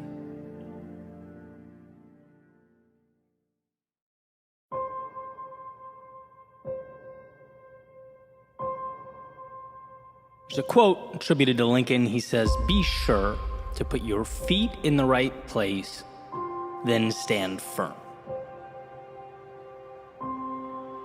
The other day I was listening to Dan Carlin's podcast called Hardcore History, which, side note, is an incredible podcast. Guy's a brilliant storyteller. And as I was listening, there's a specific idea that I wanted to dive into, an idea that I believe if we make an effort to understand and fully commit to, is capable of changing our lives. But first, some quick context, right? So Dan starts off this episode called King of Kings, talking about the Battle of Thermopylae in the year 480 BC in ancient Greece. It's that famous story that a lot of us know where King Leonidas leads that small army, which includes 300 Spartans against this massive Persian military force that's invading. And the quick version is essentially Xerxes, who's the king of the Persian Empire and in charge of that massive army, tells the much smaller Spartan force that if they lay down their weapons, if they submit to him and let the Persians pass, no harm will be inflicted upon them. They'll be free to go about their lives. And here's the famous line. In response to the Persian command to lay down their weapons, the Spartans respond, "Malan labe," which means, "Come and take them." It's the Spartans' way of saying, look, the only way we're laying these weapons down is if you rip them from our cold, dead hands. Right? With everything on the line, the odds stacked against them, the ground beneath them basically shaking from the march of a far superior fighting force moving directly towards their location, they would not let go of their principles. They were fighting for something bigger than them.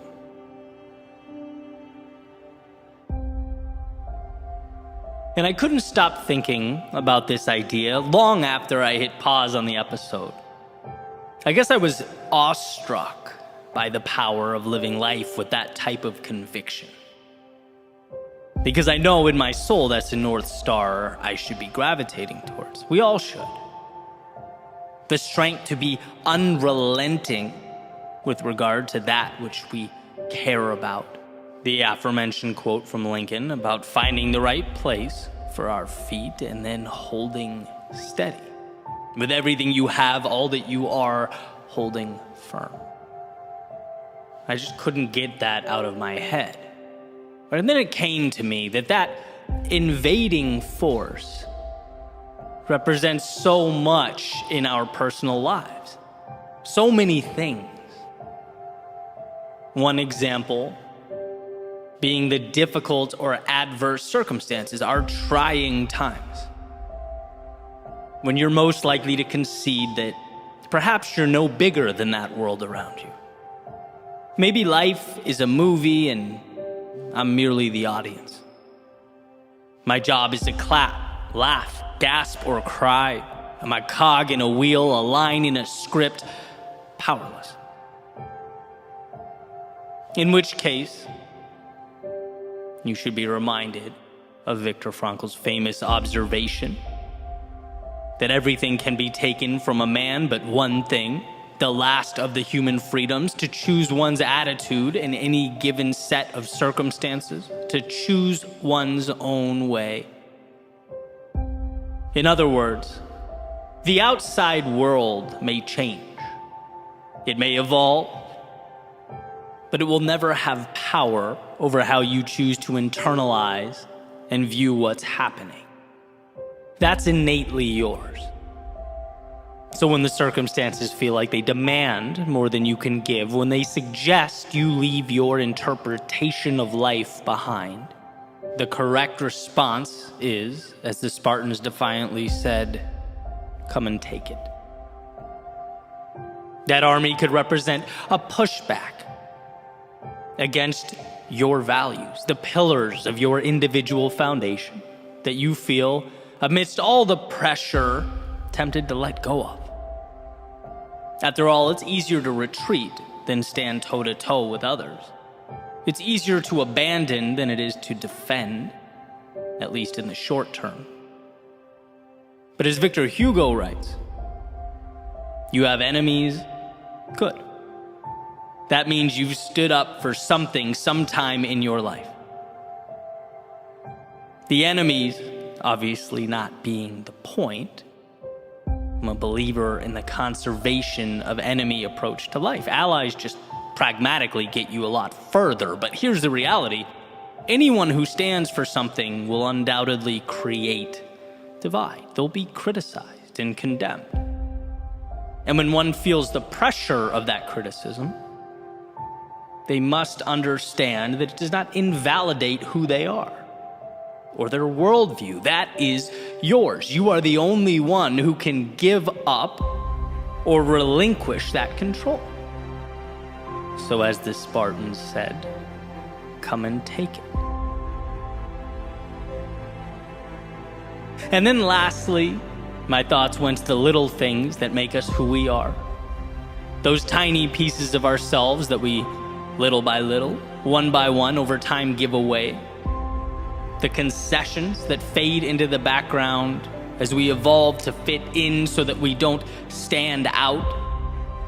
As Emerson beautifully put it, to be yourself in a world that is constantly trying to make you something else is the greatest accomplishment. And so that attacking army just might be the universe attempting to mold you to it. Perhaps not all at once, but more like that frog placed in water and put on the stove, with the heat increasing so slowly over time that he doesn't realize the heat will soon overtake him. Externalities do not dictate. They are objects in need of meaning, and you are the architect here.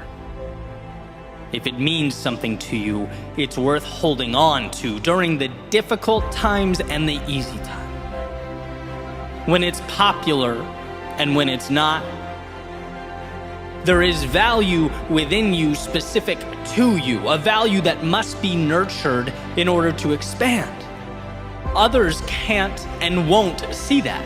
The world around you may, even with all its complexities, seek to suppress it. But that flame is there. It's there and it's yours. And to anyone or anything looking to extinguish its light, come and take it. After all, what is a life if not one lived on your own terms? The goal is not to simply exist, but to define the plane on which you'll evolve, to devise your own parameters. Be yourself as that world looks to make you something else. So here's to digging deep, to finding within yourself the courage to stand up to the great armies of chaos, conflict, adversity, and their perpetual conquest. To remember how strong you are, how much control you have as you navigate the unknowns and redefine the right nows. Don't let your strength be the thing you give away. Don't let your heart be what gets left behind. Don't let your thoughts become illusions of what could have been if only you'd held on. And look, I'm not saying it's easy.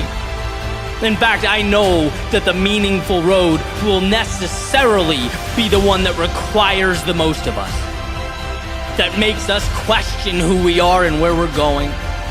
It will ask that when our minds race with doubt and our knees shake with fear, we find a way to stand regardless, to walk to our demons, look them square in the eye and proclaim that whatever it takes, we are willing to give.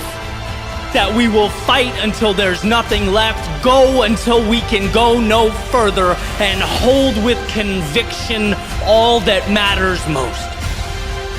So the next time life demands that you fall back or bow down, the next time chaos emerges in the distance and asks only that you lay down your arms, here's to being strong enough, certain enough, courageous enough to say one thing and one thing only: come and take them.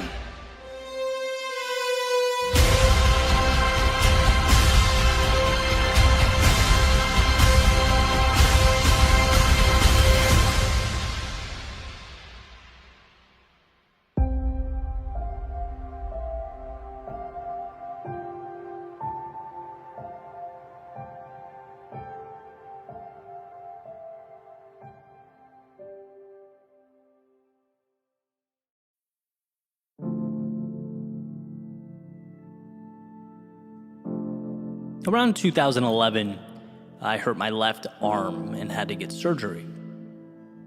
So for a while, I was pretty limited as far as what I could do with my upper body, and that's really when I fell in love with running. I started doing it almost every day, sometimes those long runs outside, clear my mind, sort of reset a little bit. And sometimes I'd mix it up, hop on the treadmill and do my favorite workout, which was a pyramid, right? Where you break 10 minutes into 4 segments, 4, 3, 2, and 1, increasing in intensity with each segment, and then you start over. And that's where this whole idea comes from. It's this treadmill workout that I want to talk about, because there's a little ritual I picked up that I still implement to this day, and it was simple. At the very end of my workout or my run, I would always add 22 seconds. My lucky number twice, 2 and 2. So for example, if I told myself, the workout's going to be, 3 pyramids or 30 minutes, I would stop running at 30 minutes and 22 seconds. Right? If I told myself it was going to be an hour, I'd stop at 1 hour and 22 seconds. Always tacking on that 22, and I don't really remember the first time I started doing it or even why. But like so many things, that 22-second period organically became a habit. Sort of evolved to take on a life of its own and would come to symbolize for me a little challenge. The idea that the end is never really the end. And no matter how tired I was or how bad I wanted to stop, especially when you can see that finish line in reach, I could always squeeze out a little more. Like there's always something extra to give. And you could certainly go down that 22-second rabbit hole, right? Just 22 more seconds. And then you finish that and you realize you can do just 22 more and just 22 more. It's like this never-ending spotlight into how incredible we are as humans. That our stopping points almost always are constructed. Rarely is there not an extra 22 seconds or 22 somethings we can endure. And not only that, I think there's a case to be made that our growth occurs in that final push. There's a ton of value, hidden away in there. The stretching of the mind and body, the last rep that breaks down the muscle, the last few seconds of that run that force the lungs to work their hardest, exhausting that last bit of energy and focus, studying for an exam. Maybe that's where you confirm your comprehension and understanding of the subject matter. It's like when we are pushing ourselves just outside the limits we drew up, we are simultaneously expanding those limits. And so over the years, I've adopted that mentality. And I look at myself in the mirror now and I can see it. I'm not the same person I was a decade ago. Those little decisions to add on 22 seconds, they stack up, and they stack up in a unique way. Because it's not necessarily about the time. It's not the same benefit that, say, an hour every morning at the gym would bring. Obviously that would be incredibly valuable, but in a different way. I'm talking about mentally, an armor that we come to wear, an identity that gets materialized. It's how you see yourself and how you see the world. You understand how manufactured our parameters are. And I get it, we have to stop somewhere, sure. But it's an acknowledgement that those somewheres are fiction. They are arbitrary. You weren't made to exist within them, but to stretch them, to recreate them. And that's an endeavor that is always uncomfortable, but as far as I can tell, always worth it. The strength to go a little bit further than initially intended or designed is what will place you in a league of your own. And that's where I wanted to start, by bringing attention to the idea that there's always an extra 22 seconds, and you are always capable of obtaining it. That is yours. Whether you choose to see it or not, it's an option. It's always an option.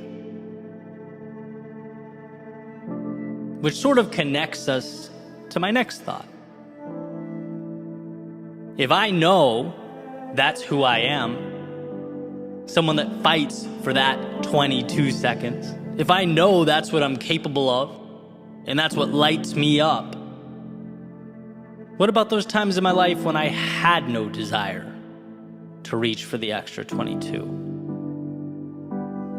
Because sitting here, I can think of plenty. I can think of times when there was dissonance between my identity and my actions.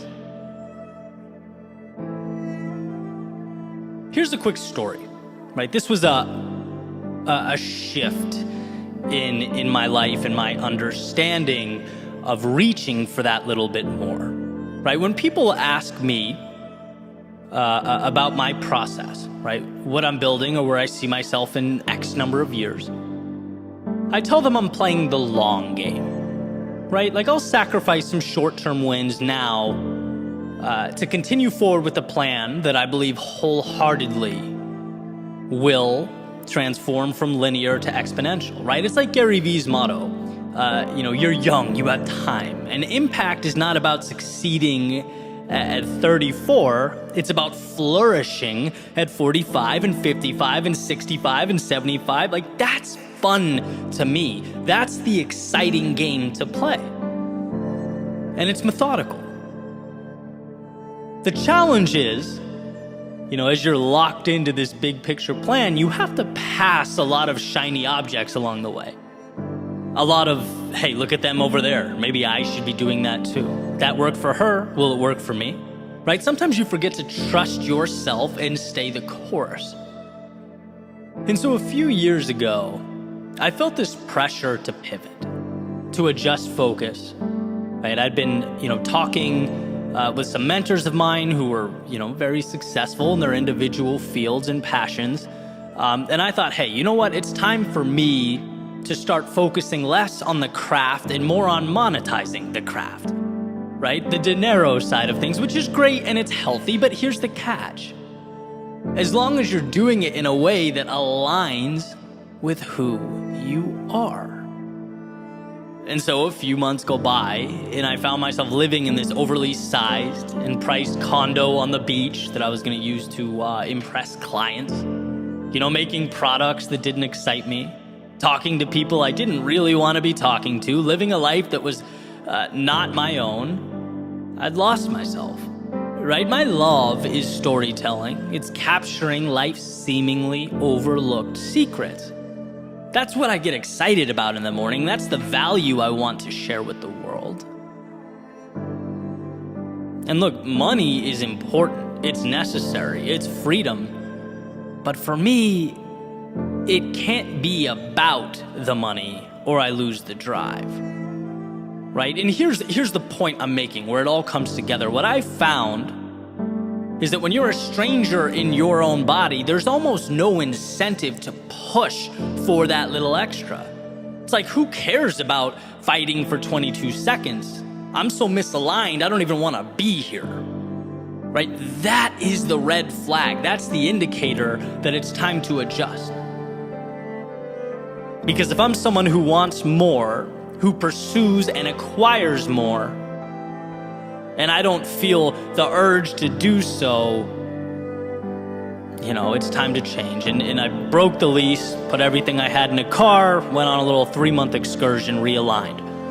Right? If I'm not willing to suffer through that little extra, to go above and beyond, it's not for me. And so that's a big example, but it obviously manifests in smaller ways as well. Yes, you are someone who can and will chase down the beauty in life, who will transform that little extra into something meaningful, but you also have to position yourself and the world around you to make it possible. And when you don't feel that hunger inside, and this is the point you need to understand, it's not you, it's not broken hardware, it's not that you innately lack drive or confidence, it's that you need to rearrange the scenario. You need to find alignment. Because I promise you, if you want something enough, you'll be willing to fight for it, to hurt for it, to break boundaries for it. But you must first make sure that you're pointed at something you want, something that moves you. And here's the part where I remind you of all those things you've already overcome in your life. Of all the times you thought your tank was empty, but you found a way. All the times you were hurting, but kept moving. All the times you were broken, but put yourself back together. We are not told in school or at work how resilient we are. We're not told that we often stop thousands of 22-second periods short. We aren't told that we're living at a 30% capacity, operating at a fraction of our potential. We don't even realize the little miracles we've created along the way. A strong purpose and a willingness to stretch yourself as you pursue it will change your life. And that's not hyperbole, that is fact. If you want what you've never had, then push yourself further than you've ever gone. And we're talking little stressors, expanding one step at a time, until you eventually look over your shoulder and see the miles you've traveled. Until you look at your reflection and see the evolution that has occurred. It was never just 22 seconds. It was a consistent and sustained shot at the walls you placed around yourself for the opportunity to see them crumble.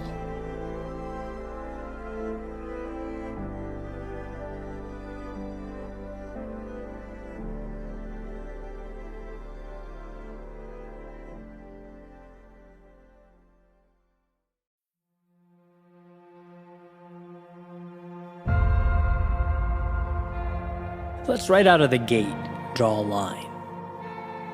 The most important line one can draw, a line of demarcation separating who you were and who you are. A line between the past and the present, and this line marks your return. No, not to the days of old, but to step one. Your chance to begin again, to rise above, to transcend yesterday's character and transform today's potential. See, what we often fail to realize is that there are ideas deeply ingrained in our minds that rule over us, a sort of subconscious authority. It says yesterday you fell short, so today you are someone who falls short. It says your objective was not reached in the past, so how about a new, maybe easier one? It draws a nice little box, pats you on the head, and says, how about we make a nice, cozy home for ourselves in here? And what this subconscious authority fears most is that you wake up, that you become aware, that you return. Not to the past, but to the power tucked away under all the stories you somewhere along the way decided were real. The second you accept that yesterday is only as relevant as you decide it to be, you unchain yourself. You become unshackled. So return to that place of curiosity, where you're not obligated to perform, but gifted with the journey before you. And that can certainly be hard, right? It was hard for me to look back at my life and distinguish between what I've simply accepted and life's objective truths. I'd taken orders and been obedient for so long. I'd been listening to that subconscious authority for so many years that I had to, in a way, relearn what creativity meant for me. I had to learn not to feel guilty going on a jog in the middle of the day when the rest of the world was working. I had to learn that my instinct wasn't to explore, but to stop short. I wasn't pushing limits or peering around corners. I wasn't testing the waters or seeking out the hidden opportunities life hides away. No, I was on autopilot. And life, it had called for my return. It's funny how when you reject your potential long enough, the universe seems to tap you on the shoulder. It makes it more and more apparent every day that something greater is within an arm's reach. Backs you into a corner until you have to address the dissonance between who you are and who you've allowed yourself to be. Those orders you've been taking don't align with your best self. And so one must not only create, but in a sense return to their greatness, to accept what they've been running from. You are what you choose to be, and let's face it, it's very easy to choose to be less than we can be. There's a saying that your reality is not destined to be, it is rather what you've chosen to accept. You only get in your life what you allow. And the entirety of this message is about one thing. That light bulb moment, the epiphany, the instant of empowerment that this world can only give you what you ask for. And to not ask, to sit back and observe, makes you a spectator, sitting up in the nosebleeds, watching the activity evolve on the court below. It relinquishes control to powers beyond you, and that's existing. It's not living. So ask. Ask life for the things that lift you up and elevate your existence. The reason a book metaphor works so perfectly in my mind is because when one opens to a blank sheet, they can write about anything. There's no limitation to what can be placed on that paper. And sure, our proclivity may be to continue on the legacy of last novel's cast and characters, but it's by no means required. In fact, with that pen in your hand, you can craft a new world entirely. New places, new things, new relationships and ideas, new obstacles to face and defeat. A blank page can be and mean anything, and so every sunrise, every door you walk through presents in the same sense a blank page. Realize that there's no obligation to perpetuate the past or continue on in the same way you arrived. No, this day is yours. Take hold of that self you've hid away.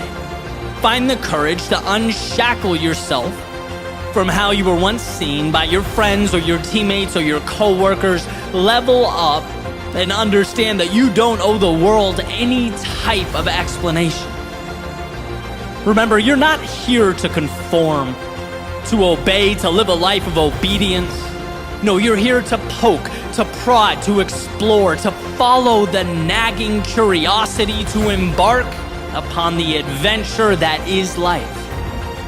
When you understand that you are not your past, when you see that the person you were has no control over the person you are in this moment, you are free. So with eyes wide, a beating heart, a head held high, step into that world. Because if you live with conviction, with absolute certainty, that life may not always be easy or intuitive, but it's there for you. When you see not yesterday's constraints, but tomorrow's hope, all roads lead to an evolved existence. It's not about perfect, and it never was. It's about understanding that the past has given you everything you need to break away from its grasp. It has provided the lessons, it has knocked you back, pushed you down, and tested your resolve, all for this moment. This second, the chance to return to the greatness that has been tucked away for too long. Again, no miracles, no rabbits out of hats, just you allowing your greatness to emerge from this step forward because you can, because you have that ability, because it's who you are. So go show the world, but most importantly, show yourself.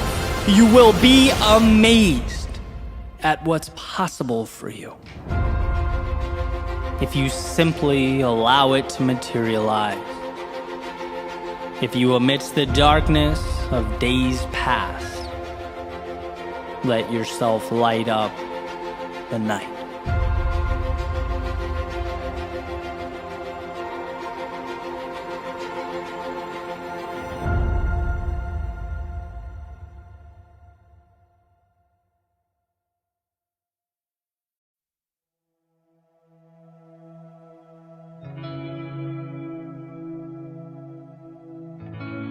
You have to see it before they do.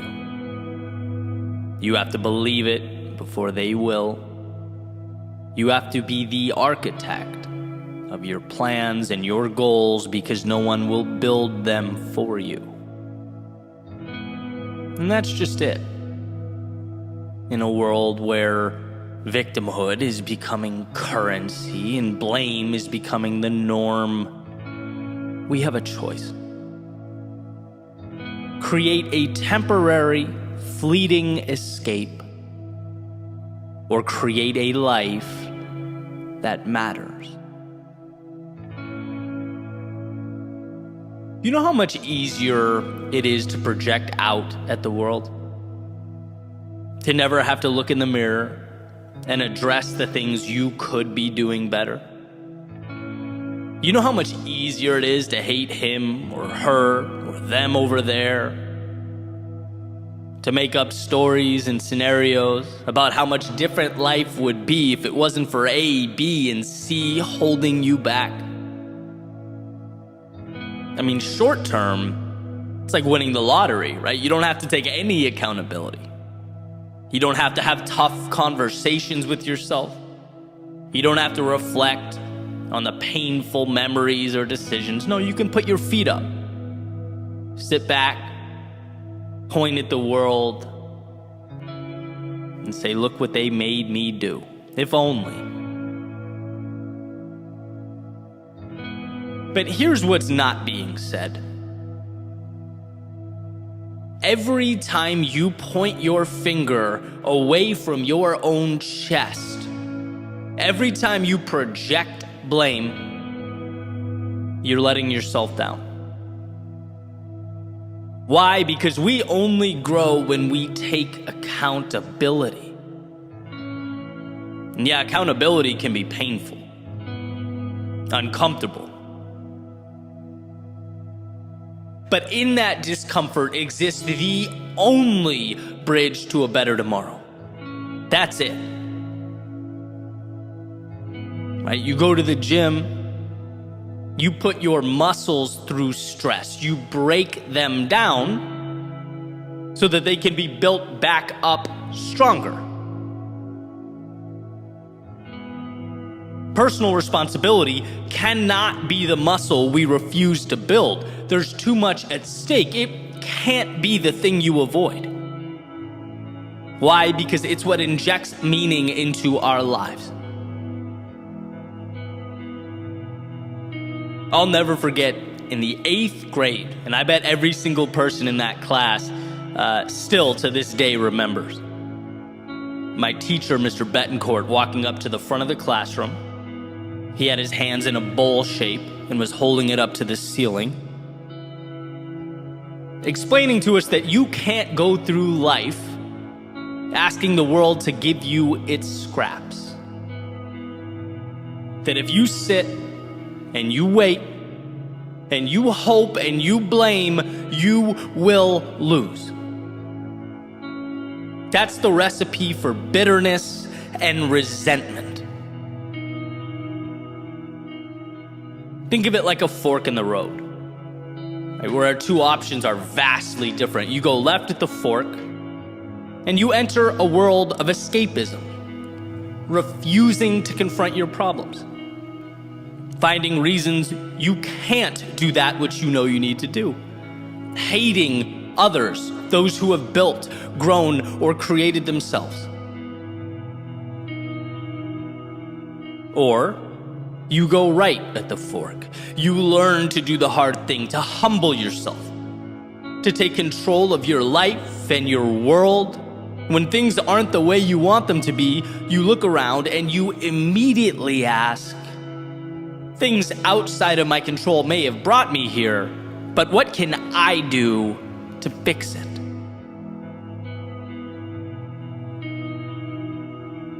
Those of you who have been listening to me for a while, you probably know my favorite articulation of this idea was explained by Will Smith.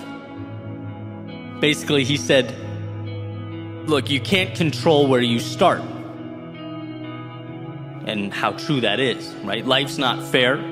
Some people are born into more resources and opportunity. Some people find themselves in social situations that aren't ideal, and that list can go on and on and on, right? Human beings are all different, so there will always be discrepancy. But, and this is Will Smith's point, where you go from here will always be your responsibility. What happens next is all you. You choose whether to complain, shake your fist at the sky, and blame the world around you, or pick the pieces up and move forward. And like I said a minute ago, don't be fooled by the temptation to latch on to that fleeting moment of relief, of running from accountability. The only way to win in the long run is to face your demons. It's that whole saying, when you're riding shotgun, you can dispute the route all you want, but ultimately, it's the driver who's in control.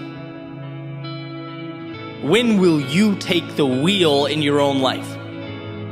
And sure, the stakes become higher, right? Now it's on you. Now you can get lost. Now you're responsible for the maintenance. Now if you don't end up at the right place, or I don't know, you're late to a destination, it's your fault.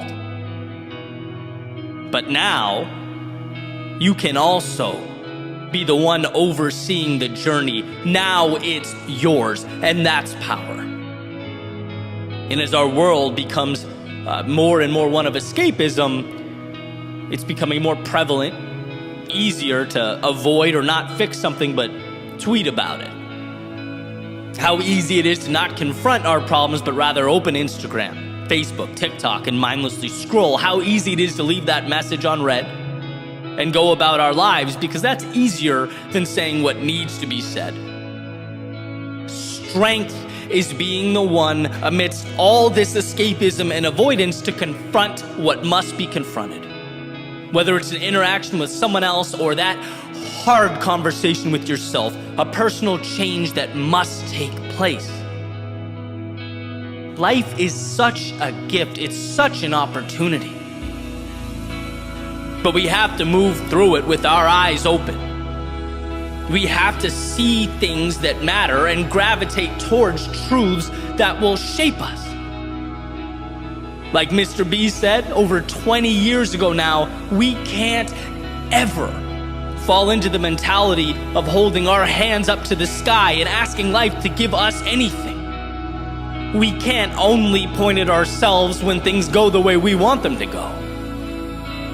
No, let's be about accountability, empowerment, understanding that if I don't like what's around me, the transformation starts now, and it starts with me. I wasn't perfect, I never will be, but I can learn. I can evolve, and most importantly, I have everything I need to make that happen. It's all awareness. Right? The victimhood idea is a wolf in sheep's clothing, and I know that may seem harsh, maybe even lacking empathy. But dropping that narrative was truly the best thing I've done in my life, and I know countless others who would say the same. You can't be both a perpetual victim and be in control. No, life is tough. It knocks us down, and at times it brings us to our knees. But this is a reminder that you cannot stay there. It's a reminder that those who contributed to the situation are now minor detail and background noise. It's a reminder that the path forward is about you. It's about you pushing all that aside and asking yourself, what's required to move in the direction that I most want to go? Because you are that powerful. You are strong enough to make that move. And there will be a point where you look around you and the circumstances have changed. The people are different. The environment is different. You're different. And you'll smile at yourself knowing it's not because of what the world provided. It's not because of what anyone gave you. It's not because of what people out there did or didn't do. No, it's because when you were at your lowest, when life was presenting curveball after curveball, when you looked around and maybe even thought to yourself, there's no way forward here, you found a way to get up and create something new.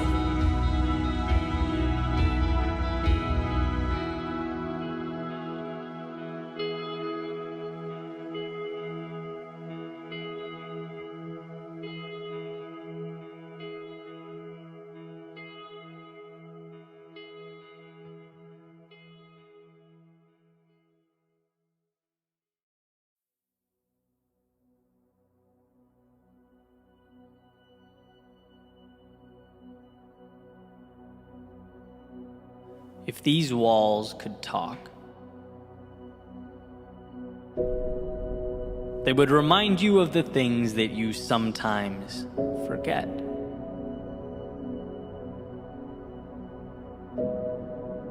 Yeah, those elusive things you tend to walk right by.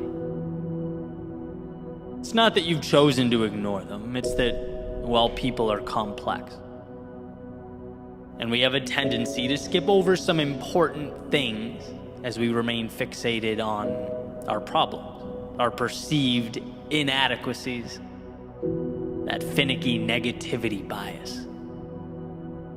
The one that states, if you went to a restaurant 100 times, had 99 incredible experiences, but something went wrong on the 100th, well, that restaurant would forever be known to you as the place where things go wrong. We are wired not to see the good, but to identify and avoid the bad. And if these walls could talk, they would unveil to you the brilliance that exists slightly out of frame. They would suggest you look over your shoulder and take a peek at how far you've come, because, my friend, you've come a long, long way. It's funny how slow progress moves. It's interesting how our lowest moments force us outside of ourselves, push us to step into those shoes we didn't know were sitting in the closet, unworn, waiting for the day we'd take on that new role, waiting on you to see that who you were yesterday is not correlated to who you can be today. And if these walls could talk, they'd fill you in on a very important statistic. They'd tell you that you've stood face to face with some of the biggest curveballs life can throw. You took on struggle and hardship that rocked you to your core, and as you stand here now, your success rate through all that comes in at, well, 100%. You are literally undefeated in your ability to move through adversity. And every time you did, whether you knew it or not, you walked into that closet and put on a new pair of shoes. You became something new. Sometimes progress is so slow that it feels like pain and it looks like stagnation, but it is anything but. And if these walls could talk, they would remind you of that truth. They would beg you to see what you've become, who you are. If these walls could talk, they would remind you of life's ever-changing, transformative nature. All the times they witnessed you upset about people and things coming and going, as you tried to hold on to that which perhaps no longer served you, wishing you could make permanent those things that were just meant to be transitory, shooting stars across the sky of your life. But something doesn't need to be forever to be meaningful. And thank God, because nothing is forever. And as we make our way into that vast unknown, we have a choice. We can live in the shadow of a particular moment in time, or we can cherish the value that those moments offered to us.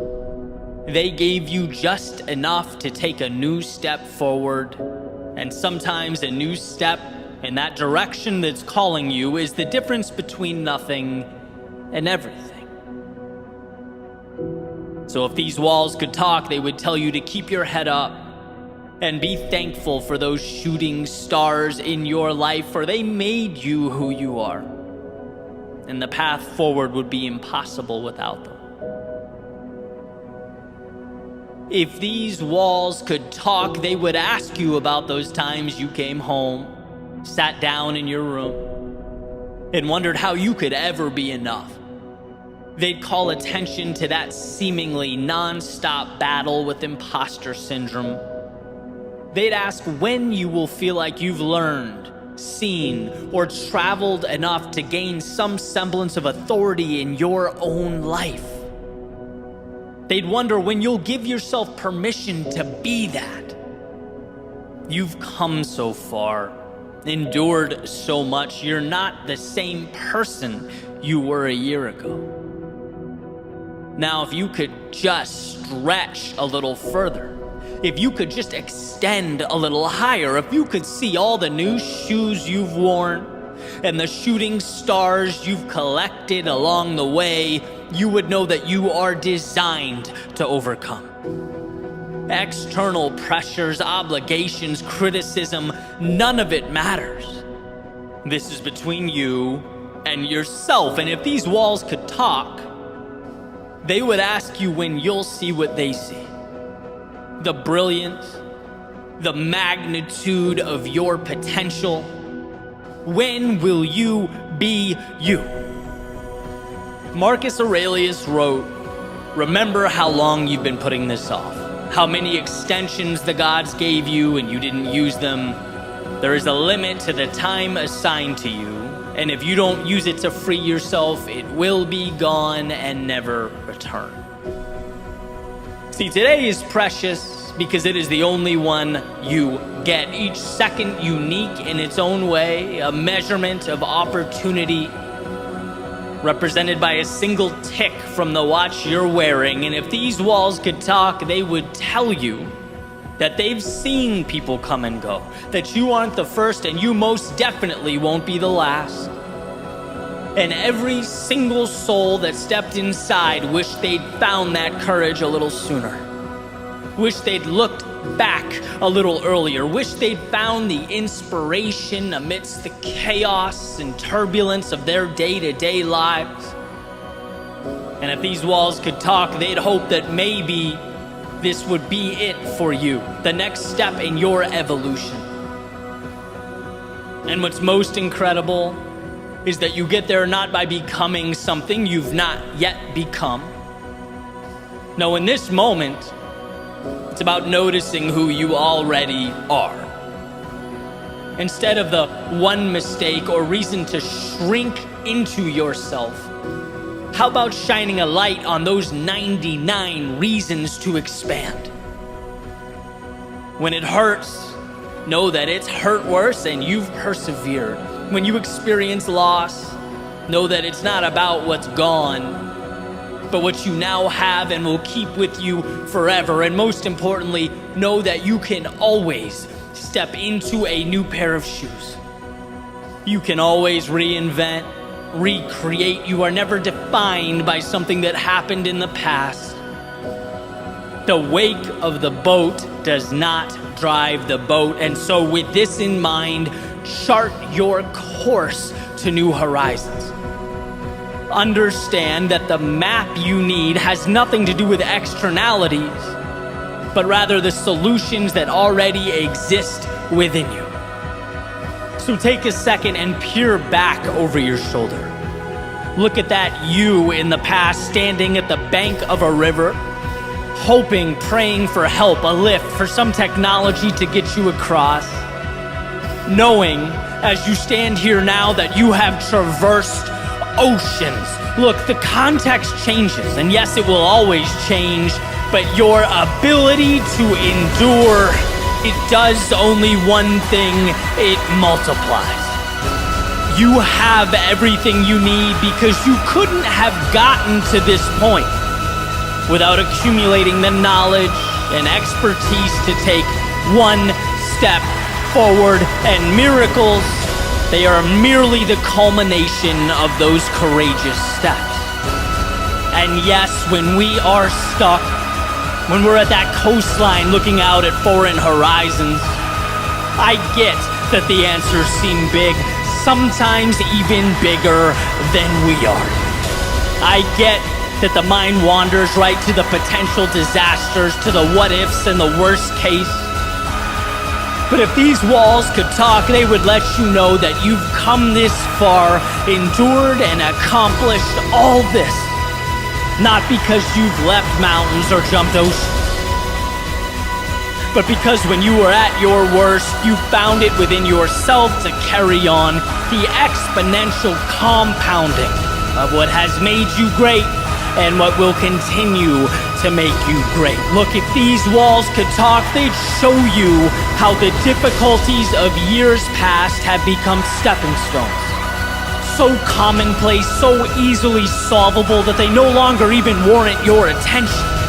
That by moving forward, you have faced your obstacles, taken the value from them, and made them obsolete. If these walls could talk, they'd remind you that you are not only ready, but made for everything that awaits.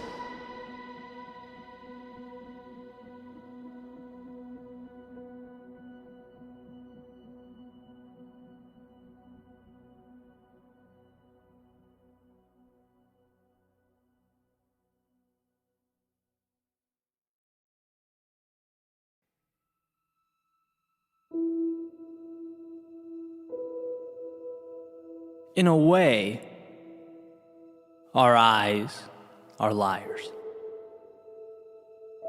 Not in what they portray, but in the implication of their portrayals.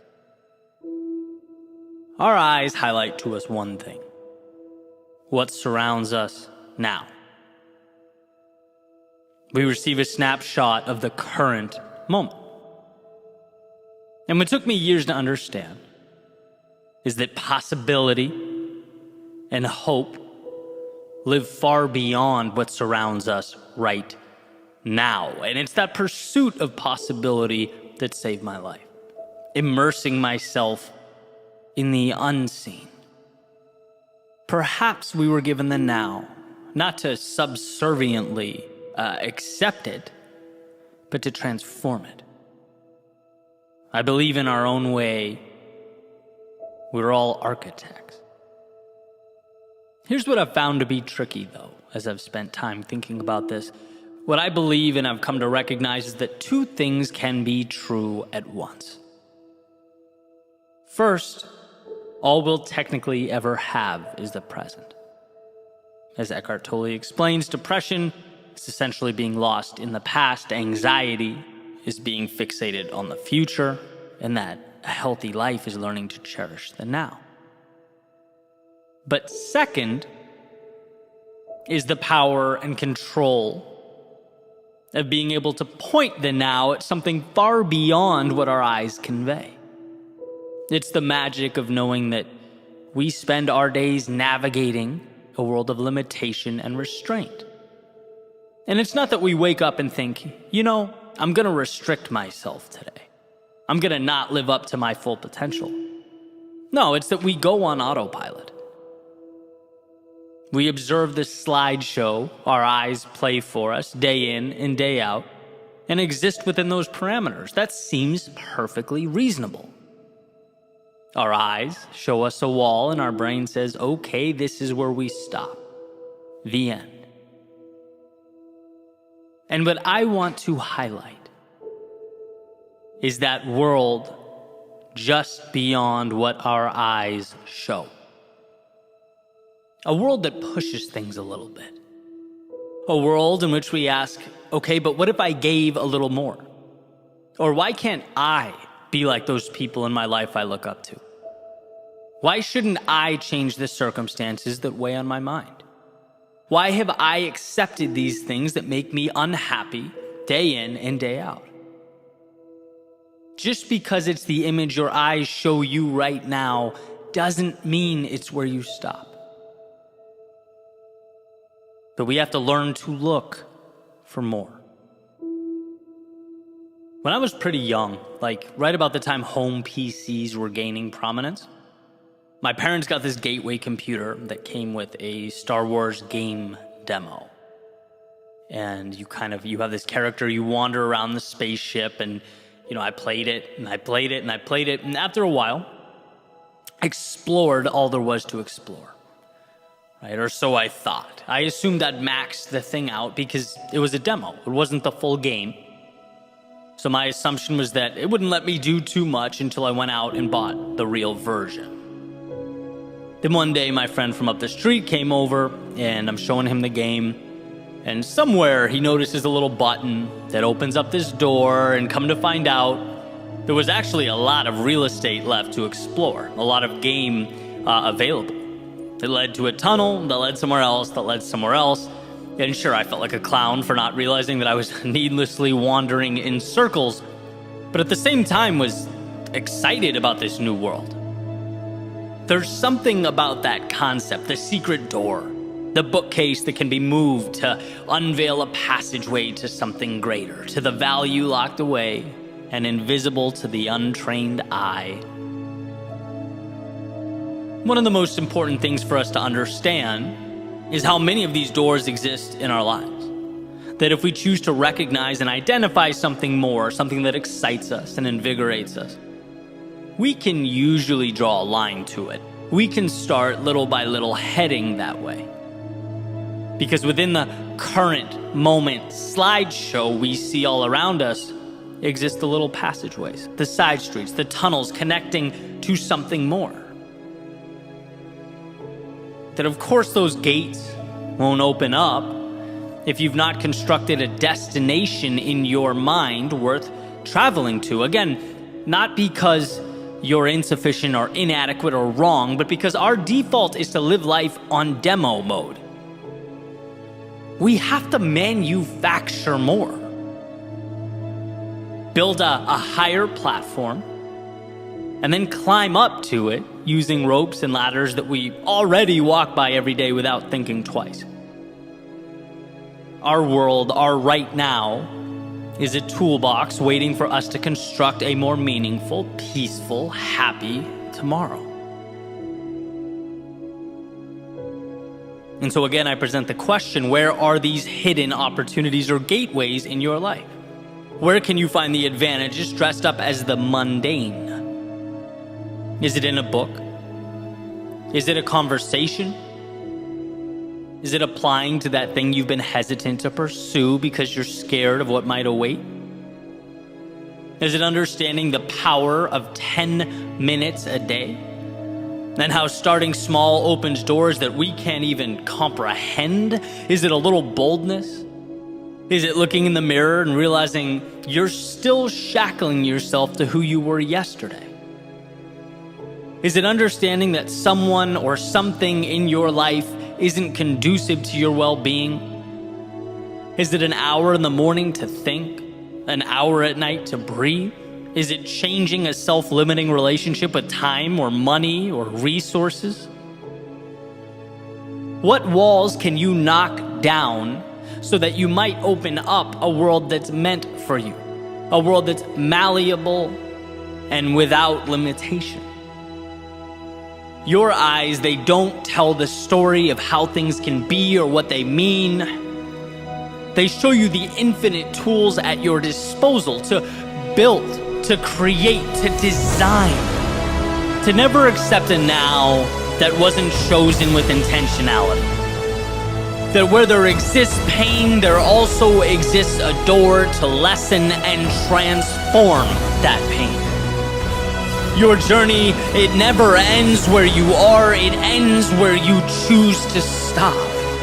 It ends where you plant a stake in the ground and accept the world around you. So if no one has told you recently, let me remind you how powerful you are. Let me reiterate what you are capable of. And that perhaps your reality requires of you some customization. Perhaps the courage to step outside the routine and the obligation.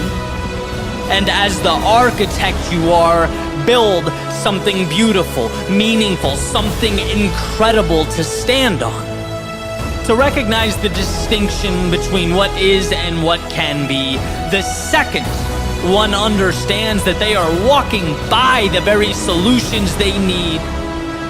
That to remain in a state of discontent is simply an indifference to the resources around them. Remember this. What you see, your eyes don't provide an end state, but a path to the next chapter. A chisel to little by little evolve. As someone recently reminded me, Mark Twain's quote, "Logic will get you from point A to point B, but imagination will take you everywhere." Why? Because so much exists beyond the parameters of everyday life. It's about mapping new paths with new points and new rules. Because some exist and some live. Some comply and some create. Some see what is around them, and some ask, what can I build with what is around me? So build. Towers that touch the sky, bridges that connect the earth. Build like this is a game, and the only way to lose is to stop yourself from experiencing all it has to offer. Build like there's a world far beyond your front door. Because if you do, that's exactly where you'll find yourself.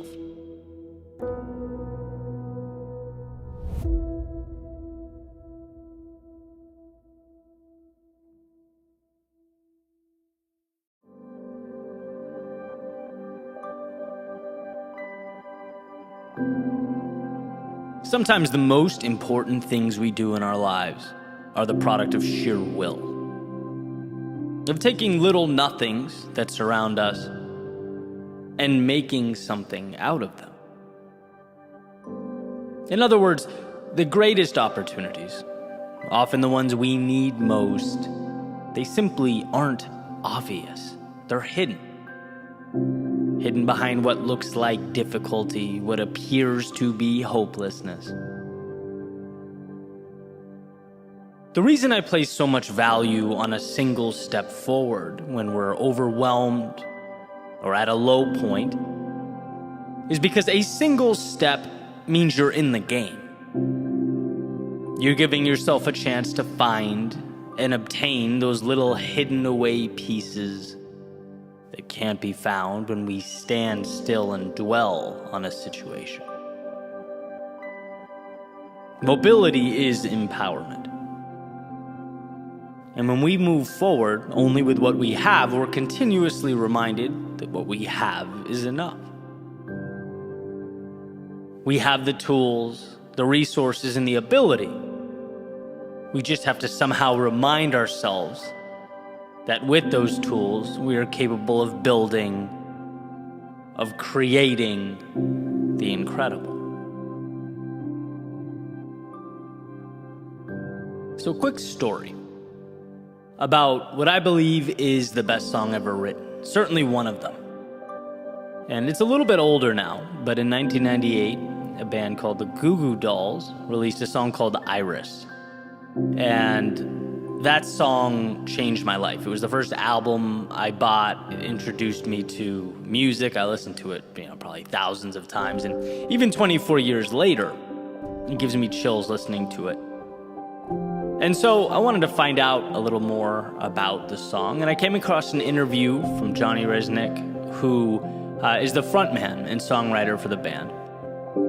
And in this interview, the interviewer is asking Johnny about the song. Basic questions, how it came out, how he wrote it, and stuff like that. And there's a few points that I think are amazing. I want to share them with you. First is the state he was in prior to writing the song. He just came out of a divorce, personal life sort of in shambles, coming off of a bad record deal where the label from his previous album had done what record labels are notorious for, and ended up keeping the vast majority of the revenue.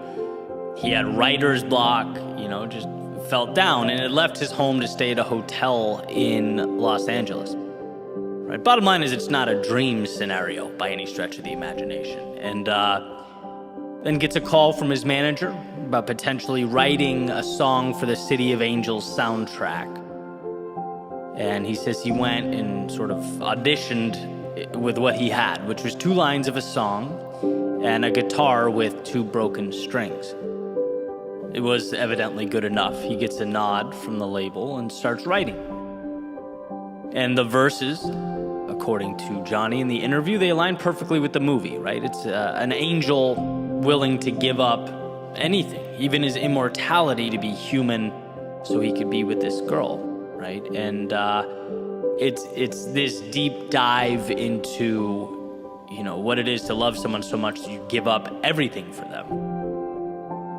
And this is the icing on the cake for me. That's when I realized that I wanted to write about this.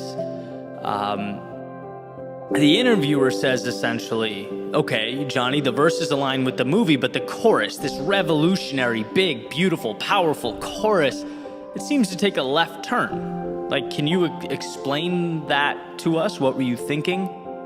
And he just kind of pauses blankly for a second. And I'm thinking, no, don't you dare say what I know you're about to say. And sure enough, he does. He basically shrugs and goes, I don't know, the words just kind of worked. And, I'm paraphrasing. That's not a direct quote, but that's the idea. One of the deepest, most powerful, beautiful songs I've ever heard is Patchwork, right? Even the song title, he says, was named after a country singer on the cover of a magazine laying next to him, Iris. That's patchwork. It's pieces put together, right? And then as I thought about it for a minute, it's of course it is. How perfect, how absolutely perfect. The whole thing is an assembly and construction, a metaphor for the human spirit. Conceived when its author was down and out, right? Taking L after L, called to present an idea, didn't have some crazy budget or equipment to pitch this song. Nope. Moved forward only with what he had in the moment. And that was enough. Then the song, a beautiful depiction of, the movie's theme, combined with elements of real life, his personal situation, what he goes through, maybe even components that mean nothing other than an ability to encapsulate a feeling or an emotion. Words that allowed him to put a bow on all these little pieces himself and get it out the door. And millions of people listened to that song and were changed by it. Not because of what it meant to Johnny, but because it gave them a chance to take it and fit their own worlds and struggles into those same lines. It became a vehicle to inspire others to push forward, to find things in themselves they didn't know were there. This has become one of my favorite metaphors for finding the hero buried deep within yourself. Changing your life, changing your world, changing the world around you, the lives of others, can truly be, and in fact often is, the result of just moving forward with what you have, right? Realizing that even when the mountain seems too tall to climb, there is a way. We just require that mental shift. Listen to this question, right? Because I used to ask myself all the time, is this possible? Can this be done? Well, then that becomes the question that I focused on. And everything that occurred around me became evidence that would either support or invalidate that possibility. The second I came up against an inevitable barrier, I'd think, maybe this is telling me the answer is no. Right? Life will always be evidence for or against the questions that you choose to ask, which is why it's so important that you're asking the right questions. Because the second you change that question to, look, I know this can be done, but how will I do it? You start looking at life as a puzzle that must be solved. That same obstacle that was once interpreted as a stop sign is now merely an indicator that the path exists, just perhaps somewhere else. You've extended the pursuit. You've given yourself permission to keep looking. And it's because of these self-created expeditions that we find more in ourselves. You know, things won't always go perfectly, but when you look at those imperfections through the right lens, you see that this isn't about you. It's about that particular door being locked. All you have to do is believe in yourself enough to move to the next one, to continue knocking until you find a door that opens, until you find that bridge to whatever comes next. And that's why I love that story about Iris, why I wanted to share it today. It's crafted during times far from ideal, with resources far from abundant, with words far from perfect or related or self-explanatory. But you end up on the other side with this masterpiece, this song that certainly changed my life and definitely impacted many others. And it's like we have to realize when we're sitting on the edge of the bed, you know, maybe it's not divorce or writer's block, but whatever it is holding you back, that's not the end. It's your reason to keep going, to begin again. You don't have to know how things will be, but you do have to know how they won't be. They won't be like this because you won't let them stay this way. And maybe it's not 2 written lines and a broken guitar. Maybe it's moving forward when your strength is not at a 10 out of 10. When you don't really have that spark. Or you're longing for some resources, some finances, wondering where they'll come from. But pushing forward one little step at a time until things start making sense. And maybe it's not a combining and restructuring of song lyrics, using your personal experiences to fill the gaps on the paper before you. But it's trusting that your own story will ultimately tell itself if you don't put the pen down. That the heroes will rise, the villains will fall, and the adventure will continue on. After all, that's what life is. One giant adventure, testing us, pushing us, and transforming us when we're at our lows, while reminding us during the good times why we're lucky to have been gifted that same adversity we once looked at with contempt. Why we're lucky that when everything's made to be broken, as the lyrics suggest, we get to make something imperfectly beautiful with the pieces.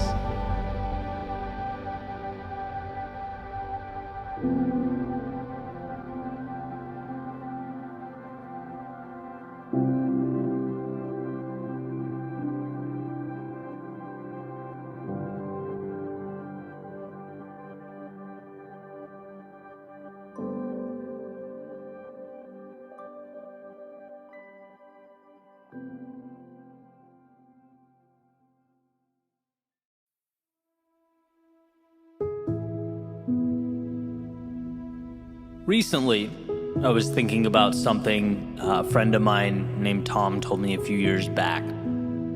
He owns a company in Oklahoma City and was telling me about how someone he'd hired essentially stole from him.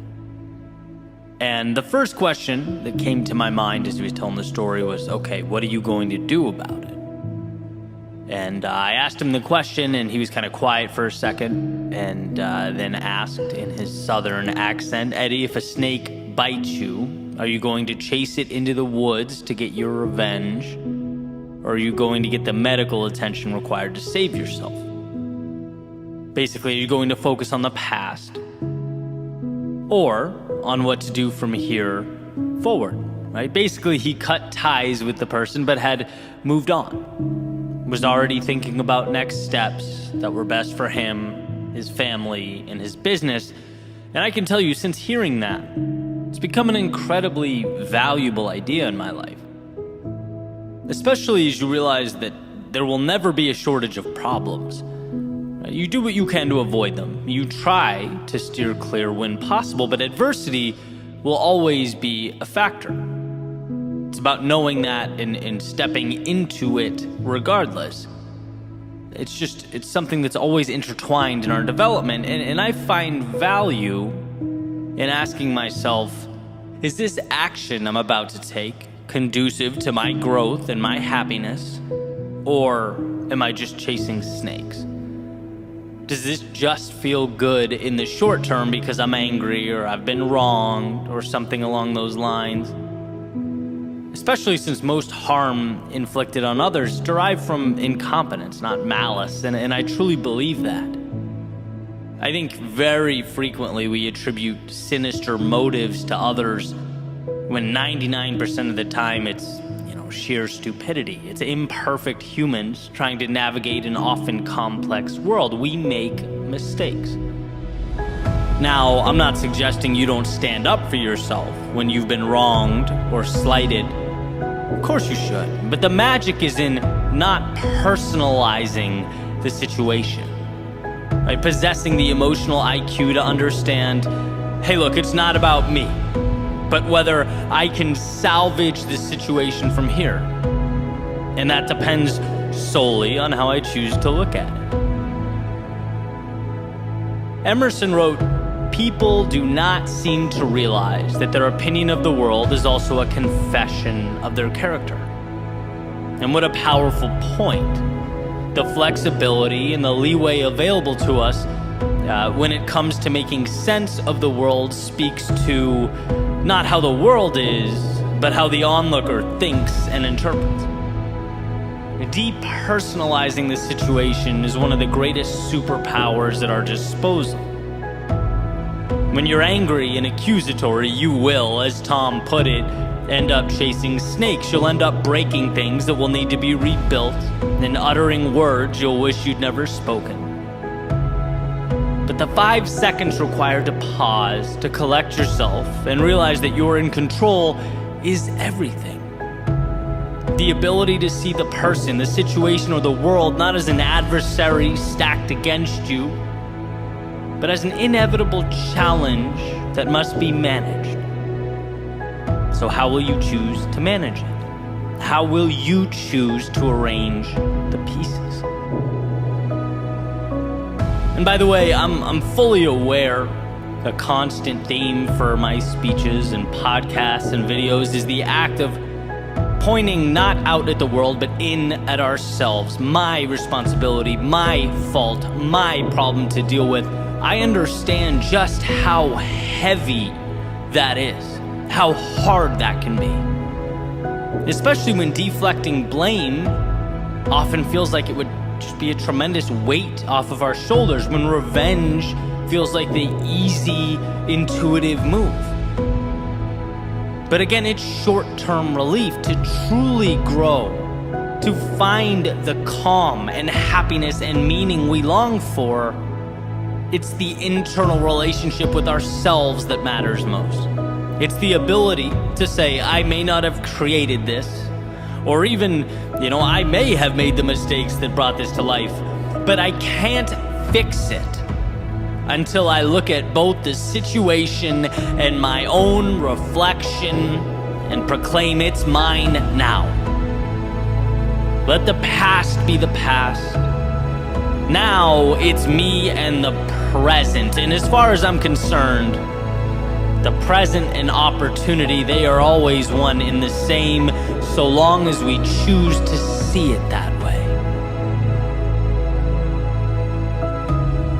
It's not what you look at, it's what you see over and over and over again. Is it happening to you or for you? Is it a problem or an opportunity, a setback or a chance to reset? I want to bring to light a story, one that I've told before, but it's so perfectly representative of the conversation. Jim Rohn talking about two brothers in an abusive household, alcoholic father, terrible childhoods. They grow up and both of the sons have families of their own. One is the exact same as his father. He's abusive and he's angry. And the other one is a great father. He's kind, he's loving, he's supportive. And when asked why, the abusive brother replies, "Look at my childhood, right? How could you blame me for this?"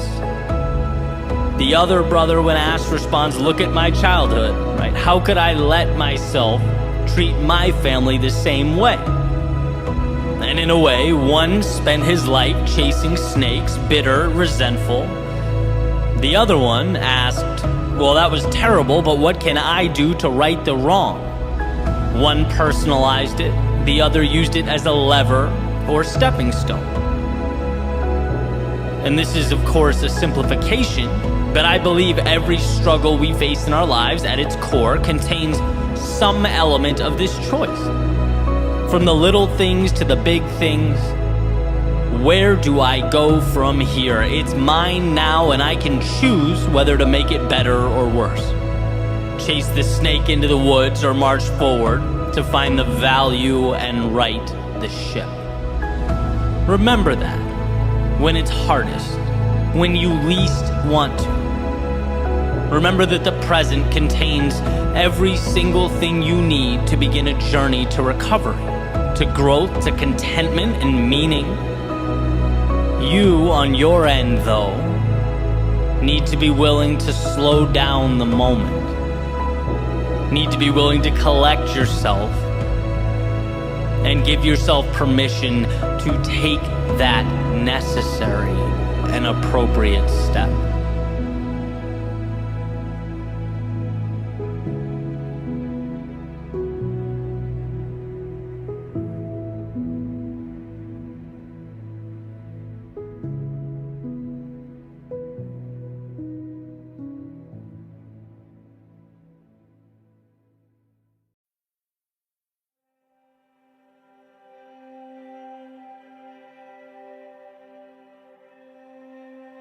A life well lived is a dance between having the strength to walk away and having the courage to go all in. It's juggling the idea that absolutely nothing matters and the idea that every second is a blessing beyond which I'm capable of even explaining or articulating. Nothing matters, so live without limits or constraints, like you're on a once-in-a-lifetime journey. But everything matters, so know that every second along the way is perfect, a building block, a microcosm of the universe resting in the palm of your hand. And I think about this push-pull from time to time. I play with the idea that nothing matters when I need courage, when I need to convince myself to be a little bolder, reinforce the understanding that there is no pressure here. Life can only give what I'm willing to carve out. And as that clock ticks away in the background, what do I have to lose? as Mark Twain put it. It's the things we don't do that we come to regret. And then on the other side, when I need a little discipline, I play with the idea that the little things are everything. After all, two things can be true at once, and the details matter a lot. For me, getting up 2 hours earlier does make a difference. That pushing a little harder will add up. The little things become everything. And painting that portrait that had been tucked away in my imagination, well, that's done one very real, very tangible brushstroke at a time. It's participating in that dance between nothing and everything, the real and the imaginary. But for the time being, let's leave those very important little things and focus on the divine big things. Those nothings that with some vision and concentrated effort become some things. I have a friend that says to me all the time, nothing matters. And not in a nihilistic, throw your hands up and stay inside until the end of time type way. But in a way that poses the question, why wouldn't you risk it all? Nothing matters. Why wouldn't you risk seeing how far you could push, how long you could run, how much you could become? Because maybe, just maybe, this whole thing isn't as serious as we'd like to think it is. And instead of feeling confined and scared, what if you felt alive, blessed to even be here? And I think realizing that we build these imaginary boxes around ourselves and live within them is a huge step. That awareness that we spend so much time reaching out for things that will save us, when in reality we simply need to set ourselves free. We need to open the gates, build bridges to the infinite opportunity that surrounds us. And when I think about this, a feeling that still comes to mind, feeling I had after 2K tests in college. Those of you that have been on the rowing machines, I'm sure you get it. But if not, picture a feeling similar to an all-out sprint for roughly 6 or 7 minutes, depending on when you cross the line. And when it was over, after I'd finished picking myself up, I would just sit in the hallway, cherish the feeling of being done. Right after pushing my body to its maximum, I'd appreciate the nothingness, the same nothingness that I'd never pay attention to at all otherwise. But in that moment, it was everything. What a gift. As you regain your composure, as your heart rate comes back down to earth, to just be still. And I still love that feeling after physical exertion, the reminder to just be thankful for a moment of serenity, a reminder that life can and will inflict upon us these periods of absolute chaos, of turbulence. And often they're very necessary. They harden us, they shape us, but they also remind us to appreciate their absence. Same thing goes, and a lot of you, I'm sure, will be able to relate to this, for something like a headache or a migraine. When they come and go in my life, it's like the second a brutal headache dissipates, that nothingness is the greatest gift I could ever imagine. The absence of pain, infinitely more valuable than any tangible acquisition. And I think in those moments, we get a glimpse of the world in its purest, simplest form, where all the nuance and detail we worry about doesn't matter much. Because look at what we have. Look how much surrounds us when we position ourselves to notice, when we simply pay attention. Tolstoy said, "If then I were asked for the most important advice I could give, that which I consider to be the most useful to the men of our century, I should simply say, In the name of God, stop a moment. Cease your work. Look around you. An incredible reminder to never forget where we are or what we were given. To remember that by breathing in the air around us, we have, in a sense, already won. And I love this because for a brief moment in time, it swings that pendulum to the nothing matters side of life. When you're living a miracle, why sweat the small stuff? And I can ask myself, why do I get so worked up? It's no big deal.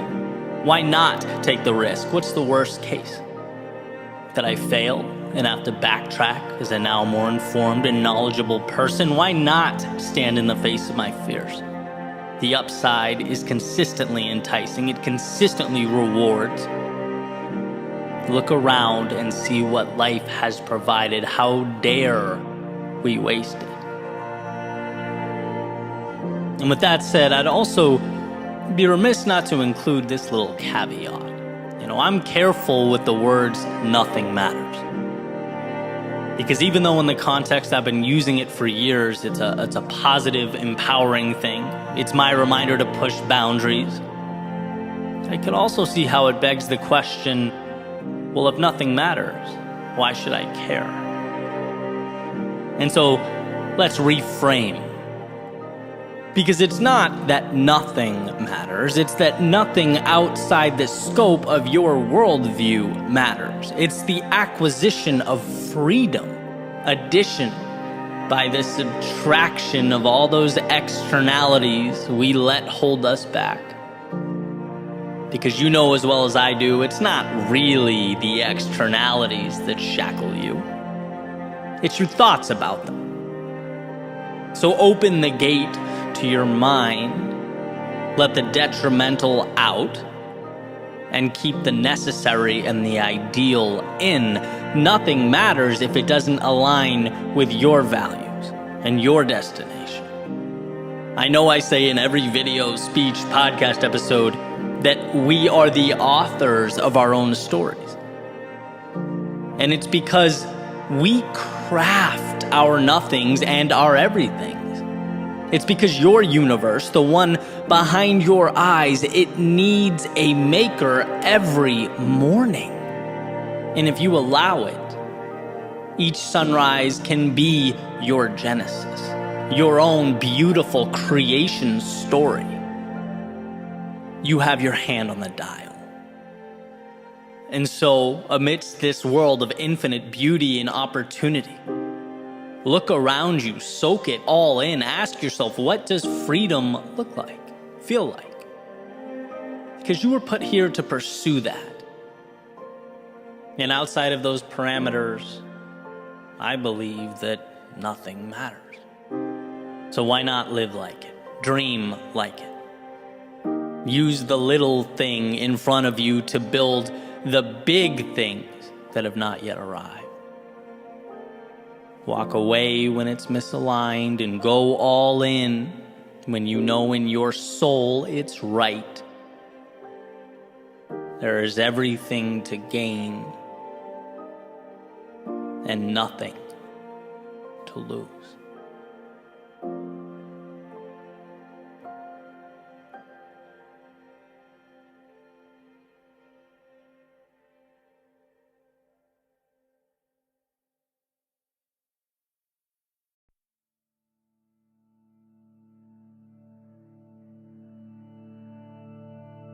I woke up, put my coffee on the desk, opened my laptop, stared at a blank screen, and a little button popped up in the top right corner.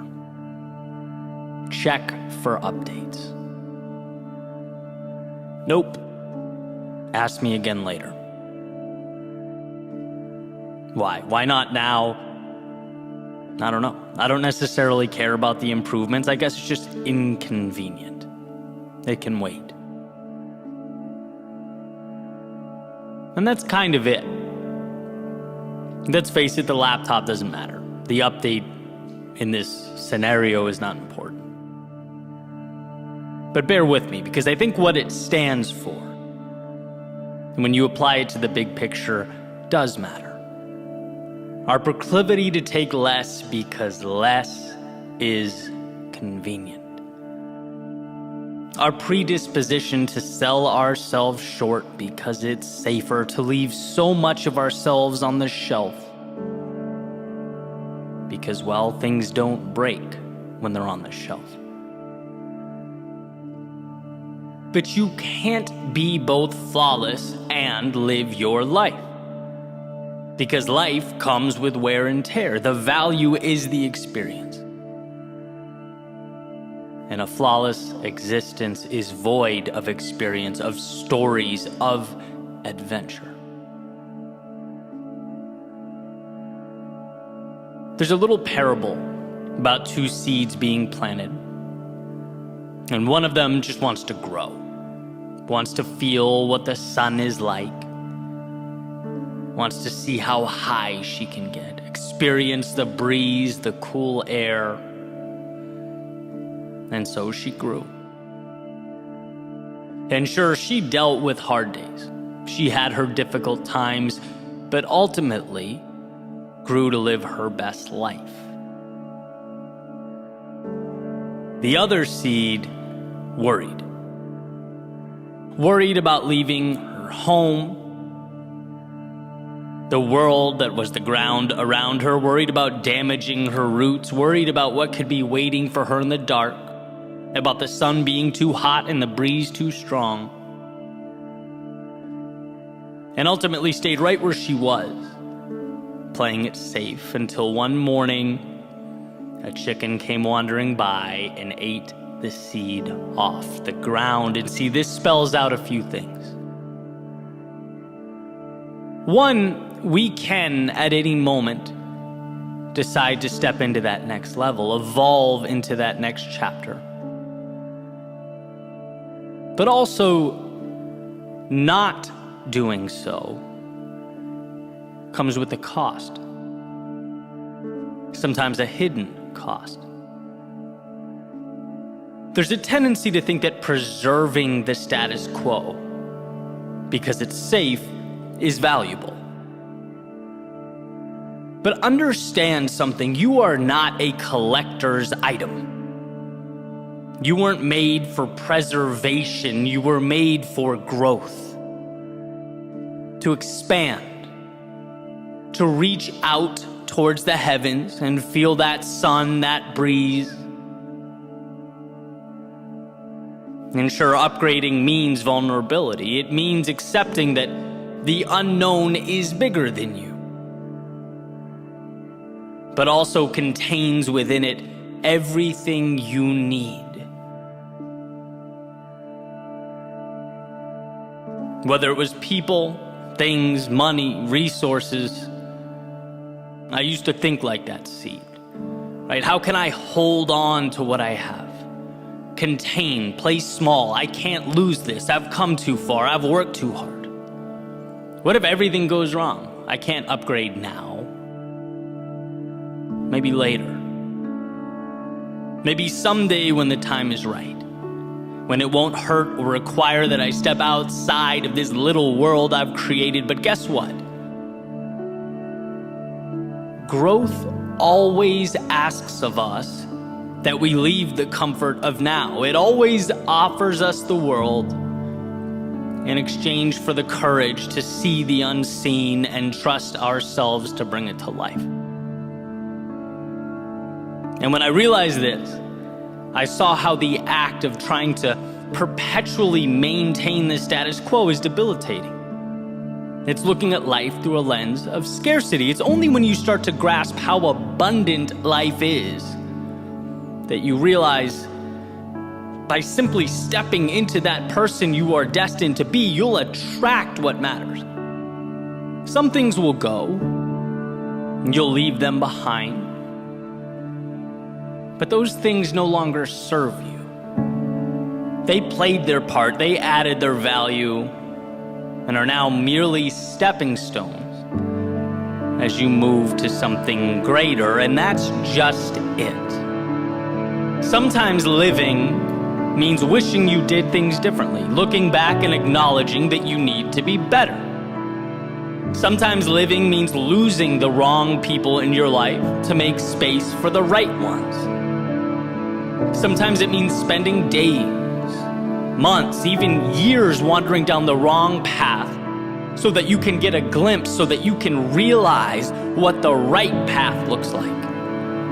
Sometimes it means no reward, no validation until that compounding finally takes place. Finally, you see just how powerful those small steps were and will always be.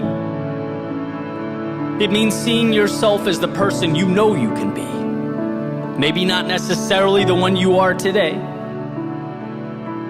but betting on yourself when no one else would. There's an idea that people are neither good nor evil, but they have both within them.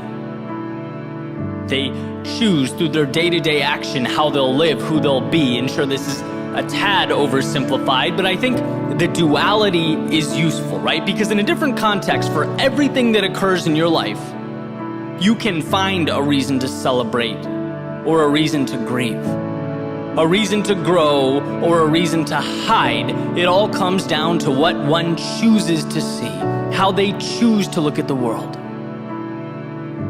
I'll never forget when Peterson talked about curtains, right, with tears or holes in them, same world on the other side, but the opening that you choose to look through paints an entirely different picture, right, contributes to an entirely different understanding. And look, I'm a pragmatist, I just am. I'd never ask people to close their eyes and pretend everything's perfect, to wander down the path before you expecting everything to be easy. No, but what I am saying is that the path before you is where you'll uncover the meaning in life, and meaning requires that we are from time to time uncomfortable. To go where we most want to go, we must leave something behind. And the reality is that while it's scary, while it can be alarming and even painful, it is always worth it. That what's on the other side is what makes life worth living. I want you to know that you don't need to be walking into the same rooms, talking to the same people, doing the same things. No, not if you've outgrown that reality. Not if you're ready for the next chapter. So let's make a pact to view life not as an obligation, but as an opportunity. Something challenging but beautiful, mysterious but plentiful. Let's view the challenges along the way not as something going wrong or some kind of alarm, but rather an indication that you are doing something right, that you're stepping into the controlled chaos of your day-to-day, finding the courage to meet new people, try new things, take risks, evolve. This is what life is about. And if you can find it within yourself to see it that way, to be grateful for the discomfort that makes its way in and out of our lives, you'll know that you are evolving, reaching towards that sky.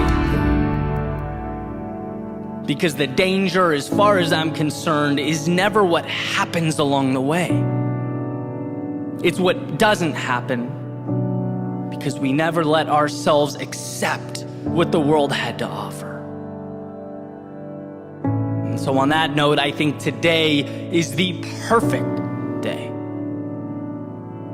to upgrade.